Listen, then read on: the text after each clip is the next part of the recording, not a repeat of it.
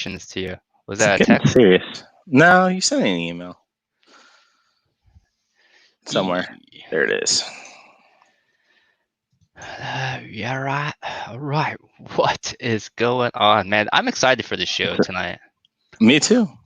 It's going to be a good one, I think. Hopefully a lot of people get to join and have the time to join up and learn a little bit of 10 skill, man. 10 skill. We're talking 10 skill today. It's going to be fun. My style. I have nothing against 8 skill, to be honest. I think if I was around 8 skill, or if it was more popular in the area that I was in growing up, I definitely would be an 8 skill guy too. It's just when I started, it was just 10 skill tracks around where I lived, so it just ended up being 10 skill for me for my main thing, you know. Yeah, I think like for me, I enjoy both. I just don't have time to do both. And if I had to pick, I'd probably just slide a little 10th scale wise. Part of me wishes I lived like on the East Coast or somewhere where you have the electric season and the nitro season and you get to do both. Right. But I live in California and I lived in Arizona and California. I race, indoor all year round, no problem. So. Gotcha. All right. Well, hope everybody's doing good today. Like I said, we're excited to be here doing the show, talking about 10 skill, ways to improve, how to get dialed in. If you're new or if you're learning, this is a good opportunity to learn some of the insider stuff. Frank is a well-experienced TLR driver. How long have you been on TLR, Frank? 10 years. So 10 years TLR, and you're in the job position that you're in currently as product developer for 10 skill? So I started product developer in 2010, and then I was doing electronics, and then I moved to the 10 scale race vehicles like the end of 2011. So 8 years. There you go. So 8 years with the TLR cars. Well, so what makes it? What 22 would that be? What version? Version 1? Yeah. Right, So the first project, right? the first project I did was the 22 2.0. Oh. But I was working on that. Like I was doing some of the testing for the 22T, the original 22T, and then I was working on the 22T 2.0 project as a developer before I think the 22T and 22 SCT even shipped. So it was pretty early on. Gotcha. So a long time TLR, a long time product developer, been in, has all the tips and tricks, have seen the progression of the 22 cars from the 2.0 and on to what it is now. Mm-hmm. It's been quite a journey. Yeah, Frank? What do you think? I think so. It's been a lot of fun. I still have a 22 2.0 sitting up on the shelf, new in package. There you go. Just kind of, you gotta earmark that first project. Yeah, because it's kind of a for special one. We work on projects for so long. It's like 18 months usually, 18 to 24 months you work on a project. So it was nice to get the first one done and out the door and keep a little memento. But yeah, we've been rolling for years, doing all kinds of vehicles. I mean, I must have released, I don't know, probably 18 to 20 vehicles now between race projects and RTR projects. So what part of the design or the product development do you enjoy the most? Like the conceptual side, the actual seeing the finished product and touching it, or maybe even going as far as watching and seeing other people enjoy the product?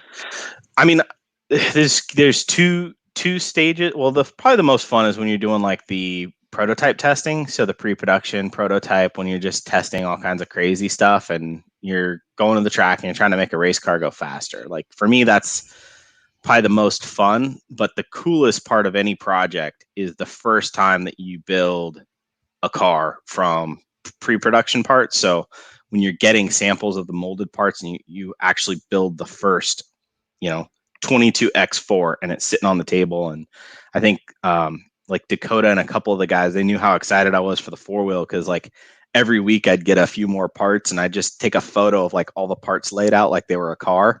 And then finally I was able to send a photo of like a whole car, like, all right, we're going to go run this now. So that first time you have an actual, you've been working on it for like a year, but when you actually have one on the table and you're like, I could go run this next week, that's when that's like the coolest part of every project. The finished product. Like getting to the stages where you can run, test, and see what you've got. Yeah. Yep, Yeah, exactly. that would be pretty awesome. I think getting test parts in and trying it and like, oh, dude, this is so much better, or like, oh man, we went the wrong way, or getting to see Yeah. that Yeah, but even then, like progression. guys around the office, they get excited, right? Like when you start getting, it's a half a car, 3/4 of a car, Dunkard or Kevin or Mike, the engineer, Yeah, BK, whoever, they like come over and they see it on the table, and it's like, oh, everybody's excited. They want to see it complete and go run.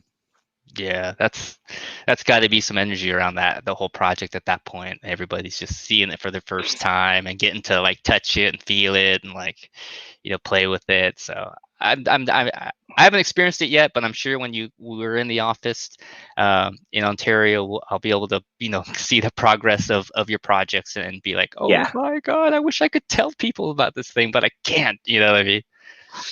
that's one of the biggest challenges. And it's a challenge with the team too, because Yeah. they sometimes they'll be doing some testing for us, and they'll be testing things that they can't necessarily race. Mm. So if we find something good, it's hard for them to go to the next race and kind of know that there's something that could be better, but they can't really run it yet because it's not ready. So it's a unique challenge.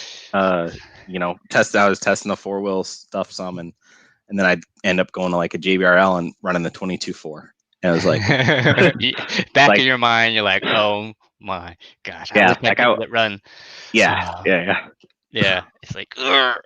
All right, so we're about 6.5 minutes in there, or actually almost 7 minutes in now. I want to say, go through and say hi to everybody that's paying attention and making the time and putting in the effort to watch the shows, man. Really appreciate it. I think it's awesome that we have a cool following and a fan base. It's nice to be able to reach out and do these videos and then put some information out there that you guys can learn or share and get involved a little bit more with the hobby and RC racing. So today we've got a special 10 scale edition. We've got Frank Root, product developer of TLR. All the 10 scale vehicles basically go through Frank, and how they get adjusted through each iteration, each model, each revision. That's all going through Frank. So uh, great to have Frank. It's great to have you on board. Thanks for Thanks. joining us, man. So I'm excited for this. We've got a ton of people already on. Let's say hi to Ryan Clark, who is tagging Dave Dunn. Dave, I hope you're watching and you got the tag here. Philippe Bonnet from Bonjour from France, going to international once again for tonight. Got Philippe watching from France. Derek Stevenson, what's up, my man? Been racing a lot. I like what I'm seeing. Getting out there, putting in the effort, and getting some podiums, man. It's awesome to see. Nico, what's happening? Always good to see you on, bud. 10 years old and learning so much, man. Each time he's a part of these weekly shows, he's getting information, he's asking questions, he's participating, and I like that. I like seeing that from a youngster. It's great to see. Aaron King, what's going on? The agenda, yeah, it's gonna be 10 skill tonight. Anything and everything, whatever you want to talk about, vehicles, setups, driving. That's kind of the format that we've got. Dale Best in the house. What's going on, Dale? Good to see you on board as always. Zeke, there we go. One of the guys, man. He's one of the guys. I like having Zeke on the team and interacting with him as one of the regional team managers. He's doing an awesome job. Fabulous racing stuff too. So good to see Zeke on board. Tom, good to see you, man. It's always nice to see you.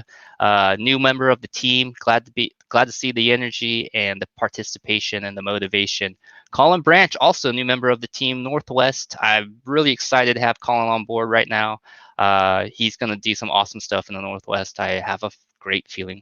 William Hobbs, what's going on, man? Good to see you. Ryan, what's happening? Doing a lot of racing. I like what I'm seeing there. Hunter King in the house. Hunter, what's happening? Saying hello to Mr. Frank. And Frank, I know this. No beard. Yeah, The beard magic is gone. yeah, it was getting a little wild, and the barbershops aren't open out here yet. And I went to shorten it, and then I did too much. So my wife was like, not happy. So it's coming back. It'll just take a little while. Do you ever do the chops? Like Metallica chops, Back when I was younger, Steve Weiss used to tell me I looked a little bit like Hinwald because I have like a chubby face and had the sideburns going. So There you Yeah. go. So no beard. Frank is in the house. Well, it's got a little scruff going. It's coming back, he says. So Yeah. let's see how it comes back. Demon Speed, what's happening? Checking that out from YouTube. Glad to see people watching from Facebook and YouTube.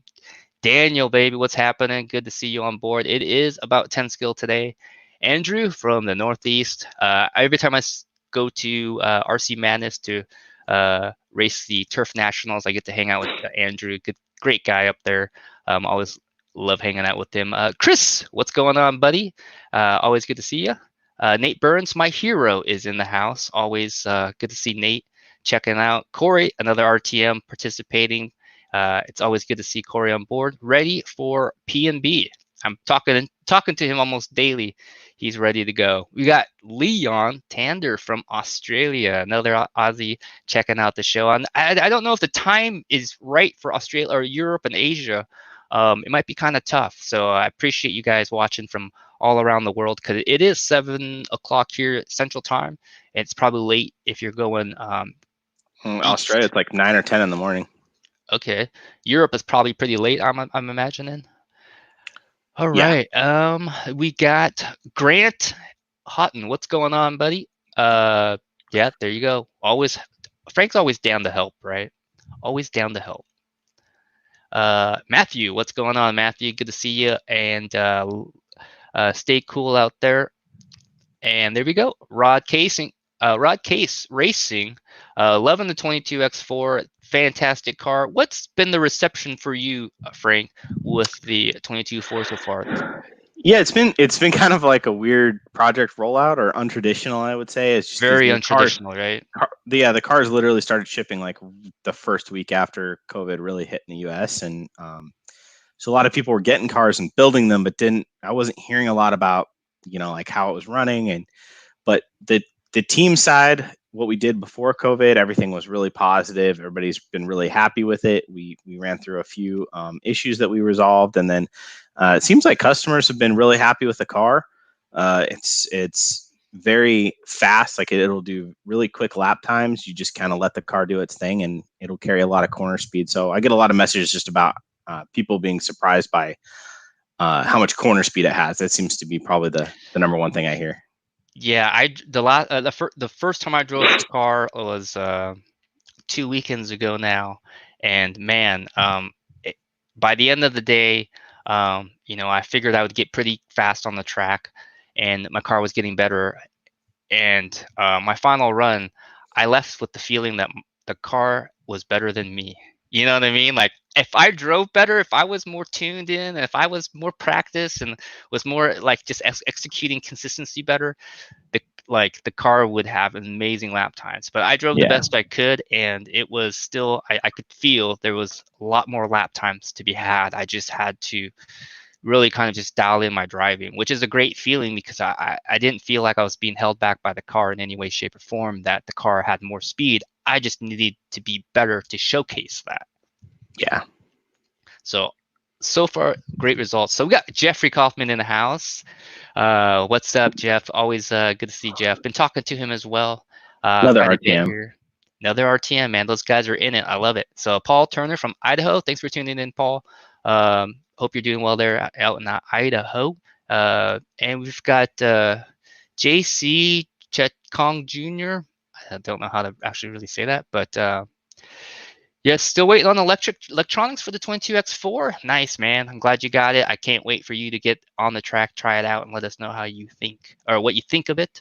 We've got Ben. What's happening, man? Thanks for tuning in. We appreciate everybody watching. Andy Griffith, on the show. Travis Slover, what's up, dude? We've got a ton of guys, man. Valerio Colon from Puerto Rico. Man, talking about the JRX 2 days. 50 years old, dad bought it. Man, did you ever do you have any of the old cars, the old Losi cars at all? Did you ended up start collecting some of these old rides once you started working for TLR? Because I'm thinking about finding like a JRX2 to kind of restore just to have, because now I'm part of the company. I feel like I'm gonna be here a while, and I'm thinking maybe I should start my TLR collection, get my whole line of cars. Yeah, my oldest car is a Triple X CR. When I started racing off road, it was the BK2 was the car that was out. So those cars are really cool, and I know they have a lot of heritage, but it's just not nostalgic for me that same way because I didn't race off road back in the JRX or Right. JRX2, JRX Pro, JRX Pro SE, I think, the different models, double X. Like I never raced or built any of those cars, so I don't really have the familiarity. But I know Dunford just picked up a JRX too. Yeah, I saw So, that. yeah. I'm like, dude, this guy's he's doing what I'm doing. Oh man, we gotta compete on eBay, outbid each other now. It's like, oh God, why, Yeah. Dunford? Why you gotta compete with me on that? We got a team driver, Matt in Wisconsin, and I like Matt Miller, and I live through him vicariously because he's got all these vintage low C cars and trucks. So like every 2 weeks, I'll get a screenshot of oh look, I'm working on my JRX too, and yeah, so he's got really cool stuff. He's probably got one of the better collections out there that I've seen.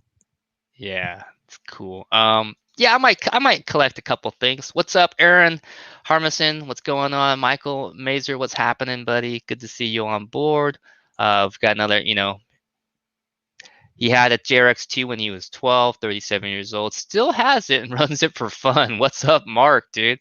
You better keep that thing in mint condition, man. I hope you're not bashing on that guy. Joe Kinsella, what's happening? Old school, hello, and thanks for joining, Joe. Yeah, so today we've got, I think that's pretty much all of the, oh, here we go, a UK. There we go. Andy Griffiths from the UK, man, staying up late, checking out the show. 1 a.m. Thanks, buddy. Yeah. Thanks for checking out the show. And I hope you're not working the next day. That's going to be a rough morning. But yeah, there you go. PJ Moto saying Frank Root is fire. I'll take it. as long as there's no gasoline involved, it'll be all right. Yeah, or hearts, right? Yeah. Okay, so today we've got a cool show. We want to talk about 10 scale, and we kicked it off last week with Ryan Dunford talking about the 8 scale version of basically what we're doing here is trying to help out new people or people transitioning, people kind of exploring 10 scale racing, trying out for the first time. Maybe, they've been racing for maybe the first year and trying to pick up some tips on how to get better, how to progress, how to keep it fun. And Frank's on the show to do that and help me out with this. And so the first question is, Frank, do you feel like for guys coming over from 8 scale, maybe they in the winter time, they don't have places to run their 8 scale stuff, they may want to check out some 10 scale racing. Is there a difference between racing an 8 scale car or driving an 8 scale car and driving a 10 scale car on the track and racing with them? Yeah, I think now, especially with where the indoor tracks have gone in terms of grip and clay tires and stuff, I get messages from time to time from guys, and it'll be something along the lines of like, "Oh, I'm running this 2-wheel drive car, and I put the setup on, and I don't feel like I have any rear grip." And then you kind of talk to them a little bit, and you figure out they came from a 4-wheel drive 8 scale. It's like it's 2-wheel drive, like you kind of gotta finesse the throttle, yeah. And that's part of it. But honestly, like the speed of 10 scale is really intense when you first get into it. Just we have so much traction and everything is happening so fast that I think that's probably the biggest thing to get used to. And there's something, like you go race 8 scale, it would take me a while to get used to driving through and around bumps and ruts, and just kind of always making little corrections as you drive and feeling committed to drive through those things if I was to go to 8 scale. So there's definitely things both ways. I think for 10 scale, it's the way that the top guys are going now, your Dakotas, your Mayfields, your Spencers, like these guys are driving 105% committed and they're going mega fast in 10 scale. I mean, the track's consistent enough, the cars are consistent enough. They're driving it more like a video game, like just maximizing everything that the car can do. And even when I'm watching those guys drive, I'm like, I can't do that. Not anymore. No, not even close, man. Some of the things that they're doing, they make it look easy, right? They get on the track, they barely practice. The first pack or second pack, they look so dialed, right? And then they've got all the jumps figured out in a couple laps. They got the turns figured out. They're really just at that point after the first pack, they're just figuring out their tire situation and then just incrementally improving the car setup. Yeah, and I'll never forget, we were at a INS race at Velocity RC, which used to be Smack Track, and we're running like green compound, like barcodes back in the day, right? And we're like, you're just trying to murder the tires with sauce, like just make them as soft as you can, and everything you can do to get grip, and you're trying to get like 10 runs on your tires, and it's like the second round of qualifying, Mayfield mounts up a brand new set and like burns them in and goes out and somehow doesn't like kind of gets around the track for like 2 minutes and then goes on and TQs the round. Like anybody else, like a normal person like me, like I wouldn't have the car control to even have like a top 20 run on new tires.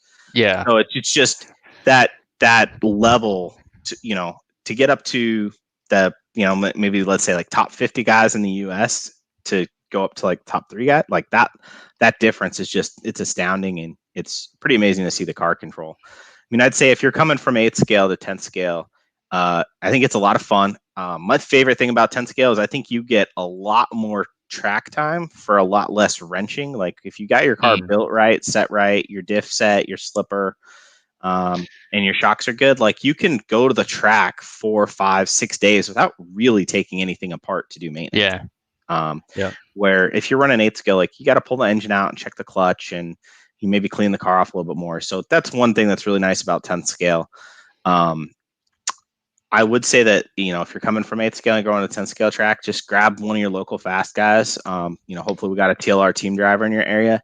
Just make sure your tires are correct, because in 10th scale, these indoor tracks, like no matter what your setup is or how you're driving or how you feel, like if your tires are the wrong compound or the wrong tread height or the wrong tread, or you're using the wrong sauce or any of those things, like it could take your car from like everything else is right to where it just doesn't really work right, and you're never really going to be comfortable.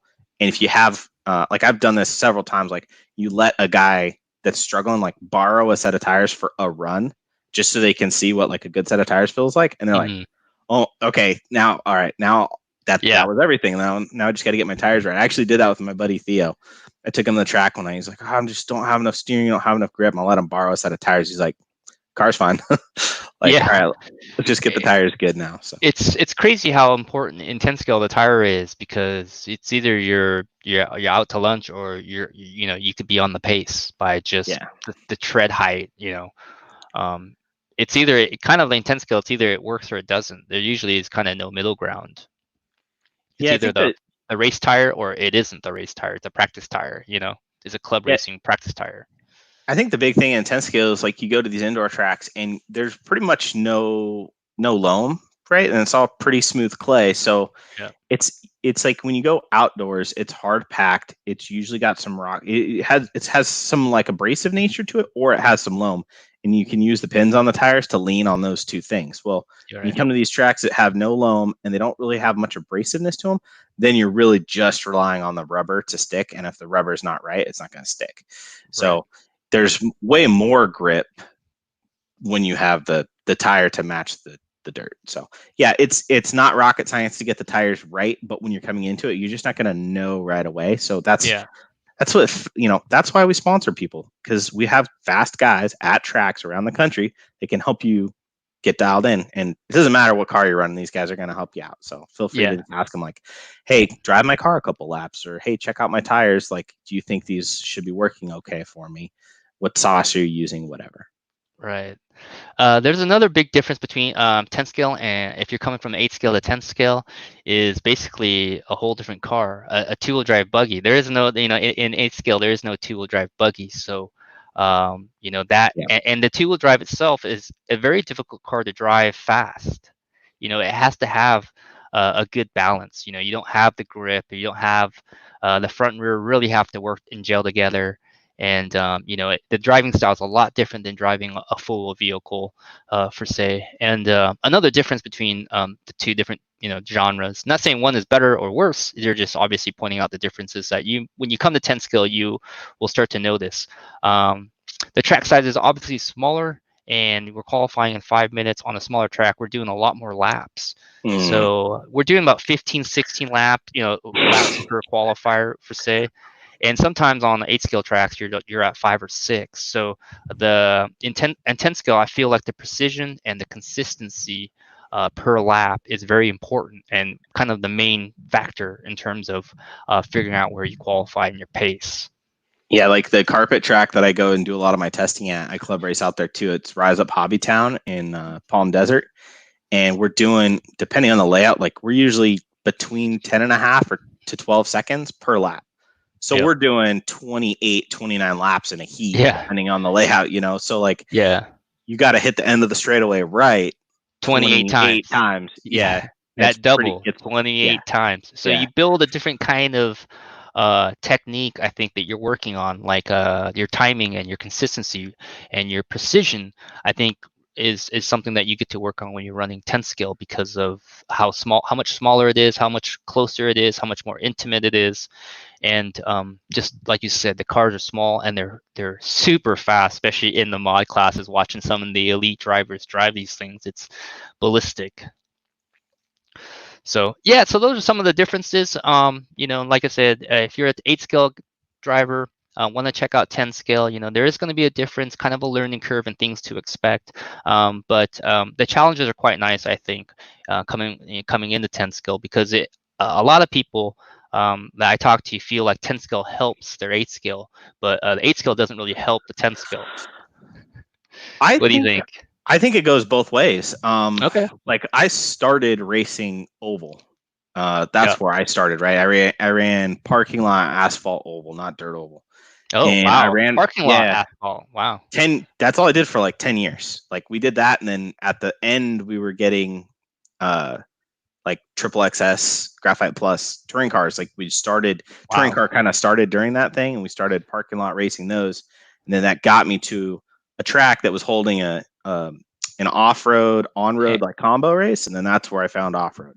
But once anyway, you found off-road, you never looked back. You're like, on-road?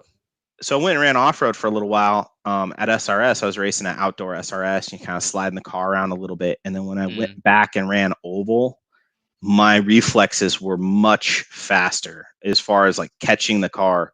Like before, if I had turned in early on the oval track, I would just crash. Like you would hit the tractor disc, and we'd hit the tractor disc, and you go, you'd flip or at least bounce the front end, like kind of out wide. Yeah. And like when I went back after racing off road, my reflexes were quicker. So like if I turned in early, I could recognize it and like kind of steer out of it a little bit and then get back into it.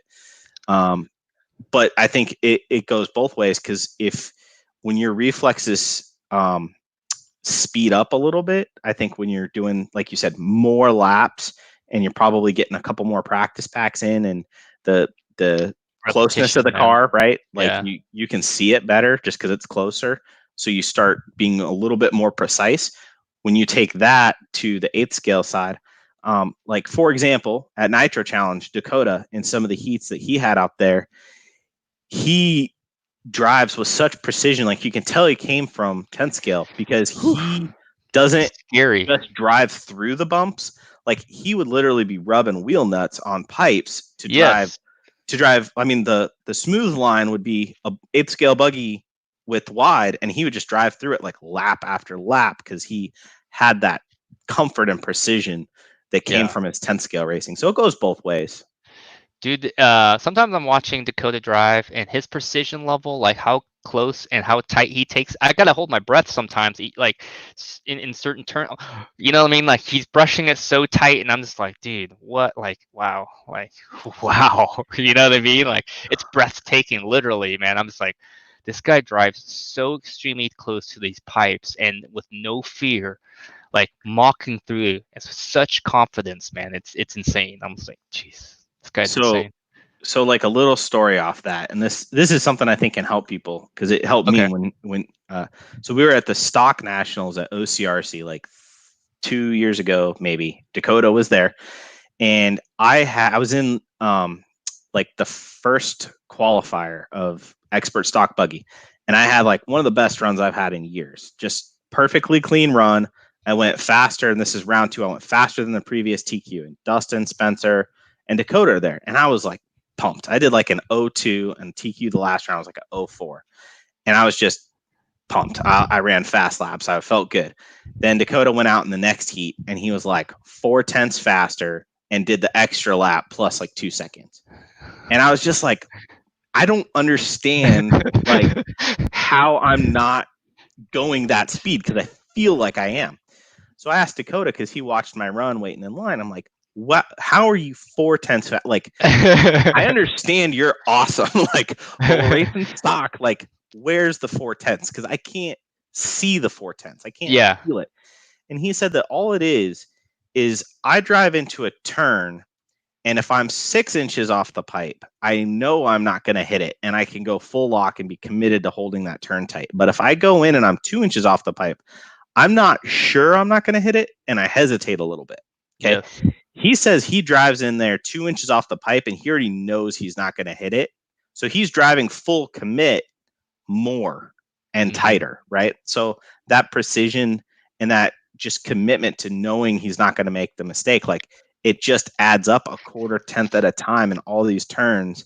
And then ends up being 4/10. And you can see it. I know I'm not at his level anymore, obviously, but like, sometimes it's hard when you can't see the time. That's when it's frustrating. When you watch him and you're like, oh, okay, I can see where he's a half second a lot faster. Then it's like, fine, whatever. I can't do that anymore, as a driver. But when you can't see it, that's where you're like, where is it? So, and especially in stock, you're like, everybody's the same speed, everybody's doing the same thing, and you're driving out of your mind, and then yet there's still a gap, and it's quite a big gap, and you're like, where is the time being made? Where is he getting more speed? Like, it doesn't make any sense. But yeah, he's committed, man, and that takes. Man, I don't even see a lot of the top guys that committed. You know what I mean? It's pretty much him and Mayfield, and maybe like Ungaro. Yeah. Even Spencer. I mean, Spencer is super consistent and gets his cars really good, and he's obviously won a ton of races. But I still don't see that level of just like, I'm gonna dominate this turn. Like, every lap. Because when I watch the other guys, I don't really hold my breath. I've watched thousands of laps that these guys have made, and they take things tight. They're amazing. They're your mouth is open watching these guys. They're dropping, and then then you watch Dakota or like you said, Mayfield, and they're doing things like you're just even that. Sometimes you're just like, oh my God, are you serious? Like, like every time I was like, dude, stay off the pipe. You're going to crash eventually. You know what I mean? Like, in my mind, I'm playing like he's driving so committed, and it's just like, whoa, dude, whoa. Yeah. Like a different level, it's pretty major. All right. So, Frank, what are some of the biggest errors you see new racers make when starting up? Okay. So, well, I think that there's two main things that I have here. Is one, perfect, and they both kind of go together, right? Okay. And I've said this before, but if I gave 10 racers, right, 10 kits to build, and they built the kit through the instructions, and then they gave me the kit, and I set the ride height and the toe, and broken the diff, and set up their radio, and then we did it the other way, where I built 10 kits.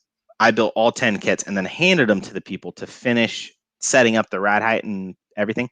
The kits that I didn't even build, the kits that I just checked the ride height and set the diff and the radio, they would drive more similarly than the kits I had actually built, right? So, and what I'm getting at is that end of the assembly of putting your speedo in, making sure that you have the right speedo settings, that you got your endpoints set correctly, that your slipper and your diff and your ride height, camber, toe, that all of those little, they kind of get overlooked sometimes because they're details, Yeah. But they matter more to how your car drives than the springs that you have on the back or the shock oil that you're running or whatever. And I know that a lot of people don't understand that, because when you look at when I look at somebody's car who's struggling at the track, those are the things that are usually way out of whack. It's usually not like what, like, how did you get that camber link on there? It's like, no, your ride height's like 5 millimeters too low. Like, let's fix that, and your car's gonna drive better. Right, or the slipper's not working, or I'd say the biggest one is the diff. So we do at the TLR champs, we have before the seating round, we have like a I don't remember what we call it, but basically I set up a table and we invite everybody from the pits to bring over your car and your radio, and like, I'll check your car out and check those things, like make sure your ride height's correct, make sure your steering travel is correct. And I would say 1 out of 3 cars has an extremely loose diff, like really, really, really loose. And that is the fastest way to make your car hard to drive. So so for people out there that might have a loose diff but don't know it, how do you know you got a really loose diff? Yeah, so I don't have a car sitting right in front of me with tires on it, but basically you have rear tires on it and you put the car on a car stand so it's off the table, and you kind of flick the rear tires in opposite direction, and it should do about 1 rotation maximum. Like, usually we're 3/4 rotation-ish, somewhere around there. Okay. We have a really nice video about setting up your diff and slipper, so you can check that out to just see exactly what I'm talking about. But yeah, when we'll get cars that come through, and you'll kind of fling them, and they'll do like 8 rotations. I mean, they're just barely even connected. It's super loose. How does how does a car like that drive? Like, how do they know okay, now that Frank's explained it, my car drives like that, so like I guess I gotta reset my diff. Like, does it, like, I know that a diff's loose by the noise it makes. Like, if it's too loose, it barks, so it has a weird interesting bark, and usually that's the first sign of a diff being too loose, and maybe your slipper being too tight. Yeah, and sometimes I think a lot of people, depending on where they're at driving wise, if their slipper is tight enough, you can have your diff really loose and still not have your diff barking. But what happens is when your diff is set correctly and you roll into the turn, it allows the rear tires to move in opposite directions, obviously, but it allows them to move kind of at the speed of grip. And the tighter your diff is, the more it kind of holds that back tire, the outside tire, back from like over rotating and unloading the inside tire. So when you have a diff that's really loose, you'll kind of go in the turn and you'll start to turn and it'll feel okay. And then when you start to lean on the rear end, the diff will just backspin the inside tire and the car will just want to rotate real fast, a lot faster than you're ready for. So yeah, tightening your diff is one of the easiest ways to slow your car down and calm it down and make it easier to drive, make it feel like it has more grip. So if you have an extremely loose diff, like, it's really gonna, hamper your ability to drive your car and your overall performance. Yeah, it's weird sometimes with the diff too. Like, say, when the traction's low, generally a lot of people run the diff a little bit looser to get grip, right? Yeah. Yeah, and sometimes you do run it a little bit looser when the traction's low, just because you don't need to slow, or at least like somebody that's at a higher level, you don't need to slow the car down because it has less grip. It's already doing everything slower. Yeah. But that's one of the reasons why we run like gear diffs on really high bite, because you can't really get the ball diff to live on those. You can't even run them tight enough to get them to live. So yeah. So that's kind of the first thing is make sure all these detail things are right. Your ride height, your endpoints on your steering, having the your general basic right. settings, right? Like Yeah. radio settings, endpoint settings, calibrating your speedo so you get full throw, and proper brake settings.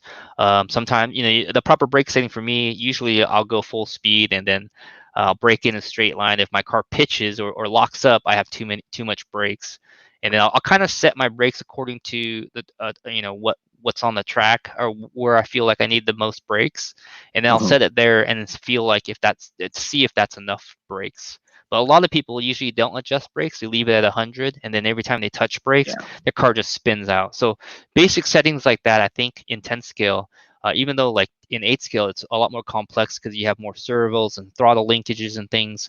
In 10 scale, when you don't have those settings right, you're really missing out on like getting your car easy to drive, getting your car having speed potential, really. Yeah.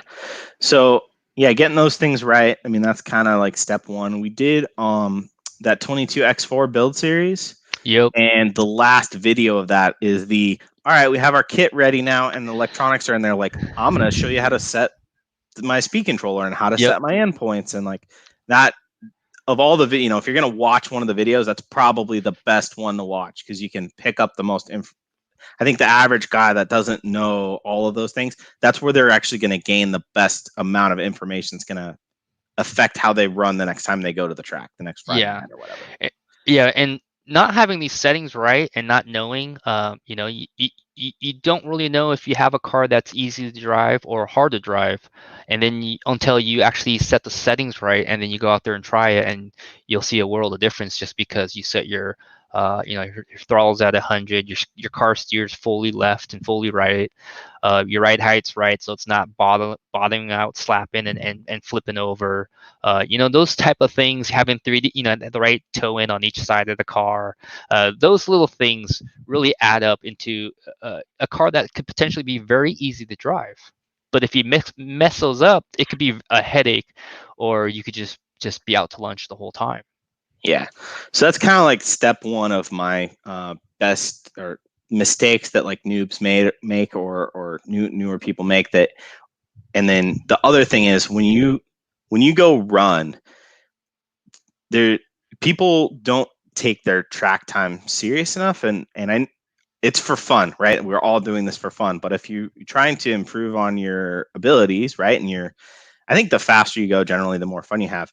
There's two things that you can do. One is when you practice, make sure that you practice well. And what I mean by that is don't go practice for like 25 minutes. Don't practice on bald tires if you need to have treaded tires. If your diff is blown out or your shocks need rebuilding or whatever, right? Like just running packs when the car, the track, the tires, when all that stuff's not right, doesn't really do you any good. It's just bad practice. Like you're better off getting less practice as long as it's good practice. So, if you get to the track and you feel like you need to rebuild your diff, spend an hour, rebuild your diff. The 2 battery packs that you could have ran in that hour won't be as useful as running your car afterwards, performing correctly because the diff is rebuilt. And then race and club race. And what I mean by that is like you could practice. Let's say you go on a Saturday. OCRC has a practice day on Saturday, right? You can go on a Saturday. You can run 15 battery packs. If you go on Friday night and you race 3 runs, first qualifier, second qualifier in the main, you'll improve more in those 3 runs on the clock than you will in those 15 practice packs. I guarantee it. Because when that clock goes on and you are intentional about trying to go fast over time, so not just burn fast laps and try and do hero laps, when you're like trying not to crash and trying to go quick, your driving will exponentially improve versus just doing practice. Yeah, I think practice, you kind of get lazy, right? You kind of like you're just out there driving your car, and maybe you've got some different springs on, you're testing, and you're not in a race setting, so you're not really in it. You're not really testing yourself or challenging yourself. You're just out there running laps, and then there might be other cars on the track, so you're not very focused. You're not really trying. You're out there running and feeling it and stuff, but you don't have that race setting really forcing you to drive your best. Yeah, and when you're getting into it, your driving is going to make larger gains for your performance than your car ever will. So, like Thomas mentioned, you change in springs, whatever. Like you're not going to find a magic spring that's going to get you from 10th in the A main to first in the A main on the next Friday night. It's going to be your driving improving week over week, and you'll go from 10th to 8th to 5th to 4th to. It takes a while, but that's racing on the clock is going to get you there. So that's one of my biggest suggestions is if you go to the track 2 days a week, or if you go to the track 1 day a week, make sure it's a race day. If you go 2 days a week, you want to go test and tune 1 day, that's fine. But I would always make sure to race. Yeah, and there's no replacement for being in a battle with somebody and having that adrenaline. You don't really have that in practice. Maybe you have a good buddy that's similar speed, so you can kind of, practice that close racing, that racecraft. But in a race, in a qualifier, you really have to strap it up and see what you're made of, and put it on the line and see what you got. And then if it's not enough, you kind of know where you're at. Yep. All right. So just to recap on Frank, two of the normal, like the biggest mistakes he sees new people make. One, the first one being just having the basic settings dialed in: ride height, diff, slipper, your radio endpoints, your calibration with your speedo. All those little basic things really need to be, if you don't know all the stuff, just have somebody, like you said, anybody wearing a TLR t-shirt, any of the sponsor drivers actually should be able to give you advice or help you with that. And don't be afraid. That's part of their job. I know sometimes people wearing these shirts could be a little bit intimidating to talk to, but they're actually there to help as well as try to go fast. So yeah, use people as a resource. If you don't know, just ask. Say, hey, can I ask you and can you check my diff to see if this is the right tightness? Does it need to be tighter or does it need to be looser? And usually they can kind of point you in the right direction. So don't be afraid. Yeah, I was at Rise Up one day, and I had a customer there that was kind of struggling with his carpet car a little bit. He had a 22 5.0 AC, and I went and drove his car because his setup, like his car looked correct, like it should have been fine. I went and drove his car, and he had his frame rate on his radio set to 4 times the minimum speed. So like everything felt pushy because the wheels just didn't turn fast enough. Like he could have gone on the track for 6 months and not figured that out without a little bit of help. But I was happy to give him that help, and that's what we're here for. And that's the type of thing where it's hard to know that stuff right off the bat. But somebody that's experienced, like they can drive the car for 2 turns and tell right away, like something's not right with the servo speed. Yeah. Yeah, I don't know how many radios I've picked up when trying people's cars, and they actually don't have full lock-to-lock steering. Or their throttle, there's a lot of deadband, like the first quarter, there's like it doesn't pick up. They haven't set their calibration on their speedo and stuff like that, or sometimes they calibrate it, but it's not set to 100 and it doesn't calibrate properly. Just things like that a lot of people don't know. And as for us racers, we kind of take it for granted because it's just kind of part of it's like brushing your teeth or something. It's just something we know we just do naturally or normally, right? It's just part of racing, so we take it for granted. But if you don't know, please ask somebody, and we're definitely able to help. All right, so the next step is ways to improve, man. Has there been any techniques that you've learned along the way in your experience with RC on how to practice or how to improve and how to be a better racer? Yeah, so kind of going back to what I said before, racing on the clock is always going to help because there's nothing like being in the crucible of the fire to improve. One thing that I've done more of that I got in the habit of years ago, and this is something I haven't done a lot lately because usually when I go to the track, I'm testing for TLR. I'm not necessarily practicing for my personal racing, but if you're practicing your driving, when you get your car, you get a couple packs in on a practice day. When you start going out after that, you should do 2 laps, pull over to the start of the straightaway, and start a 5-minute timer on your radio, and then start a run. And the goal of that is when you have no timer on, you're just out there doing laps, and generally you're trying to do fast ones. When you set a timer, all of a sudden you mentally are trying not to make a mistake now, and that's how you race. So that should be high practice more of the time. And a lot of times, even when you're tuning your car, how many mistakes you make, it has something to do with how your car is performing. Like sometimes you make a mistake as a driver, but sometimes you're making mistakes because your car is not easy enough to drive. Right. I went to a race, and this is years ago, and I came back from a run, and I was like, man, my car is so good. I just got to not crash. I had 3 crashes, and Coach Kurt Wanger came over, and he's like, you had 3 crashes, right? And I said, yeah. He's like, your car is good, right? And I said, yeah, I think so. It's like, you're a good driver and you crashed 3 times. Your car is too hard to drive. Not like you made the mistakes. Like you need to make your car easier to drive because if you're a good driver, you shouldn't be crashing 3 times. So it's that practicing with the clock on, I think really helps. Another thing is I really admire Ryan Cavallari.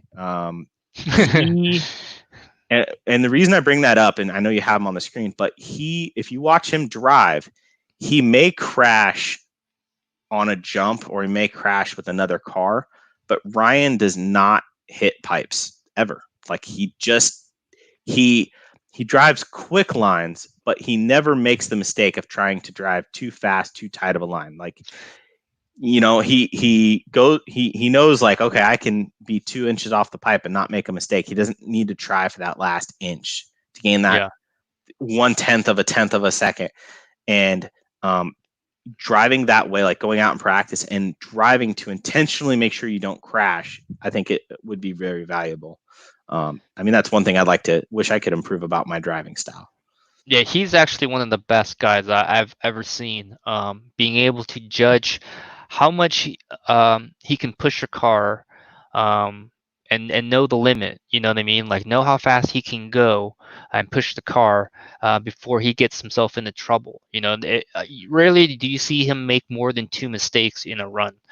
Usually it's one, and you know if it's one, he recovers and drives to a in a style where it's still fast. He's making up time, but he's limiting his risk, and he usually generally never makes that second mistake, and that's really rare. I ever see him make two mistakes in one run because he's so good at knowing his speed, knowing his comfort, and being able to drive at a level where it limits that. You know, he's just really aware of all those different tangents, And one of tangible racing things. one of the ways that you really see it, and it's almost more impressive in practice. So, like if we go to a big race, like an INS or something, we'll be 12 cars in practice, and like there might be 3 mod cars on the track. So we're racing with a lot of stock short courses or whatever. We're doing practice now. We're not racing, but he's the only pro that I see that regularly is checking up for, like, he never runs into the back of a guy doubling when he's doing the triple, right? Like he's got that field of vision where it's like the number one priority is not to have a mistake or to lose time or to get upside down or to break my car. Like number one is keep it on the tires and keep going. If I got to double this jump, I'll double this jump. But Yeah. I see that from him a lot in practice, and it's really impressive, that kind of situational awareness, right? Being aware of the other cars, being aware of the Yeah. track and the speed of things.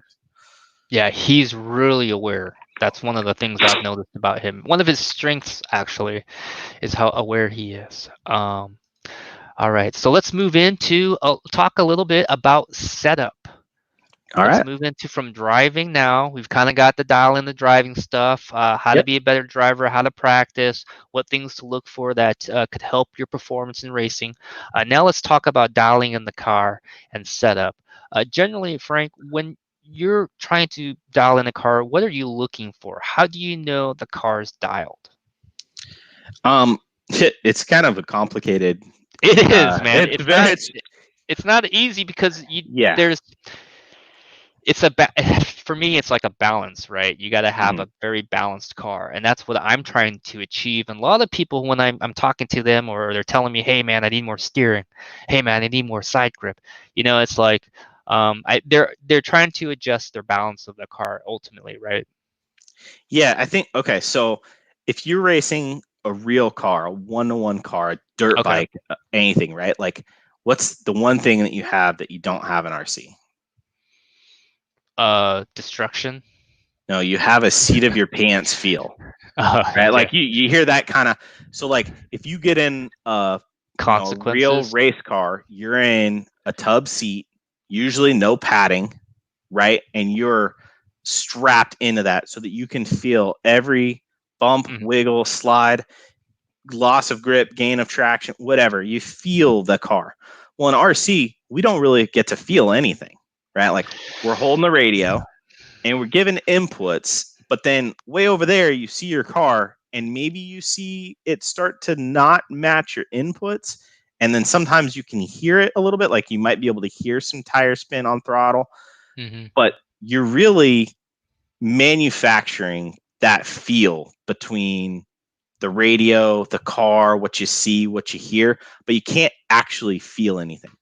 So having that feel, or the better that you can manufacture that artificial feel, allows you to tell what the car is and isn't doing, right? And then that allows you to improve the car for what you can and can't feel. And like you said, a lot of people, it's like, I want more steering, I want more steering. Well, half the time they're just driving into the turn too fast. It doesn't really matter how much steering the car has. It's going to slide the front tires unless it just spins out, right? And the same thing coming out of the turn, they want more rear grip. The thing could pop a wheelie if you pull the right amount of throttle, but if you just stab it, you're going to break the tires loose and it's going to slide. So a lot of it comes from, how do you dial in the car? Well, first you have to kind of make that feel. And that's why when people are getting into it, I say, go to the website and put on this setup, whether it's mine or Dakota's or Tom's, whoever, right? Like this setup is good, right? Like it's going to have grip, it's going to have balance. Put that on. Like you probably don't have the feel yet to be able to tell what setup changes you're making, like whether they're good or bad or right or wrong. Like put on this setup that we know is good. Okay. Put it on all the way, all parts of it, and learn how to work on getting a better feel. And then once you get the feel to where you know what your car is and isn't capable of, then you can start to make changes to make it more capable for how you drive. In terms of setting up a car, I mean, there's a lot of things that you can tell with experience just on the bench. Like, okay, this diff is way too loose. This diff is way too tight. I'm feeling the shocks, and wow, this oil is way too thin for the spring, or wow, the spring's way too stiff for this oil. And you can kind of feel when the car's out of balance, kind of out of whack, and it's not correct. And that comes from experience. But when you don't have that, just starting with one of the setups on the site is usually the safest way to go. What I do is I go to the track and I usually get maybe 2 to 3 runs in that day before I really start making changes, because the first thing you have to do is you have to get a feel. You have to get a baseline. If you, let's say if I'm sitting in my garage, I raced Friday night, I sit in my garage on a Sunday and I change the springs and the roll center and the oil and the diff, and I go back to the track the next week, like I'm a week away from what I felt last time. I don't really know if the car is better. Maybe the track's a little bit better. Maybe my tires are better. Yeah.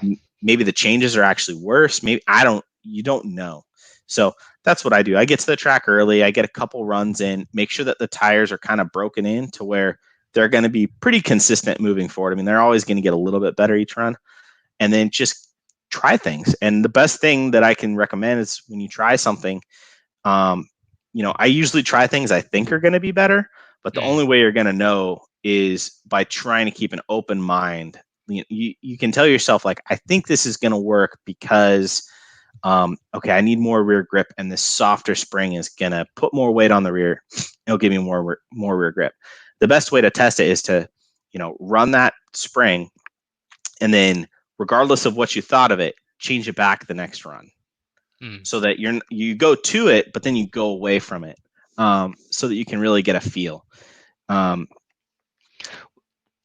How do you interpret the data? Like, say you go to the softer spring lap times. Like, do you quantify the lap times as being your decider, or is it something you based on like how easy the car is to drive, a trade-off between performance and drivability? So for me, I'm almost always going to go faster if my car is easier to drive. I very rarely will find something that will go faster and be harder to drive, because usually I'm limited by what I can do with the car. So what I mean by that is if I feel more comfortable with the car, I'm going to be able to push it to a higher limit, and that higher limit is going to yield a faster lap time. Only a few guys that I know, like Dakota, maybe, Mayfield, Mason Fuller, maybe, like they can get something that's actually harder to drive and just make it go faster because they can kind of hang it out on the edge and hold on to it. I can't do that, right? Like I can, if the car is not, if I don't feel confident in the car, I'm not going to turn fast lap times. So I don't want to say that they're separate, but you also can't only go off lap times. So like Mm. when I'm at the carpet track and I'm testing, like once I'm dialed in or feel good on the layout, like no matter what I change, I'll be within a tenth or two on fast lap because I'm just gonna hit 1 lap or 2 laps or 3 laps every run.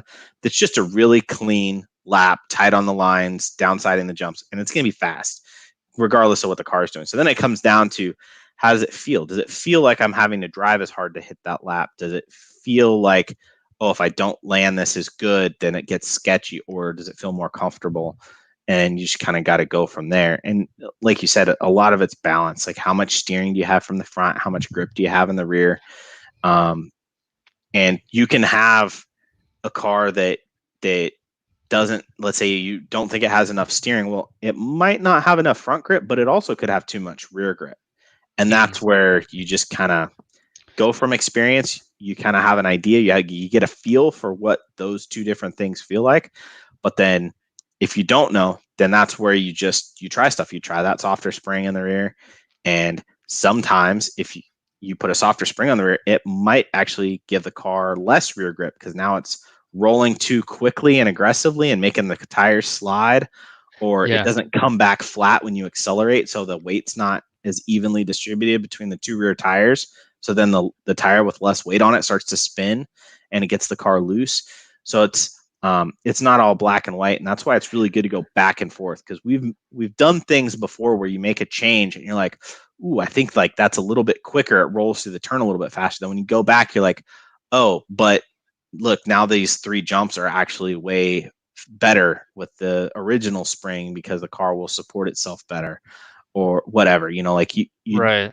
you make some rash judgments on that first run, but when you go back, that's when you really get a good understanding of all of the aspects of that change and where it's good and where it's not. It also helps eliminate the, oh, my car's 1 run better on the tires or the track is 1 run better Mm. into the day or whatever.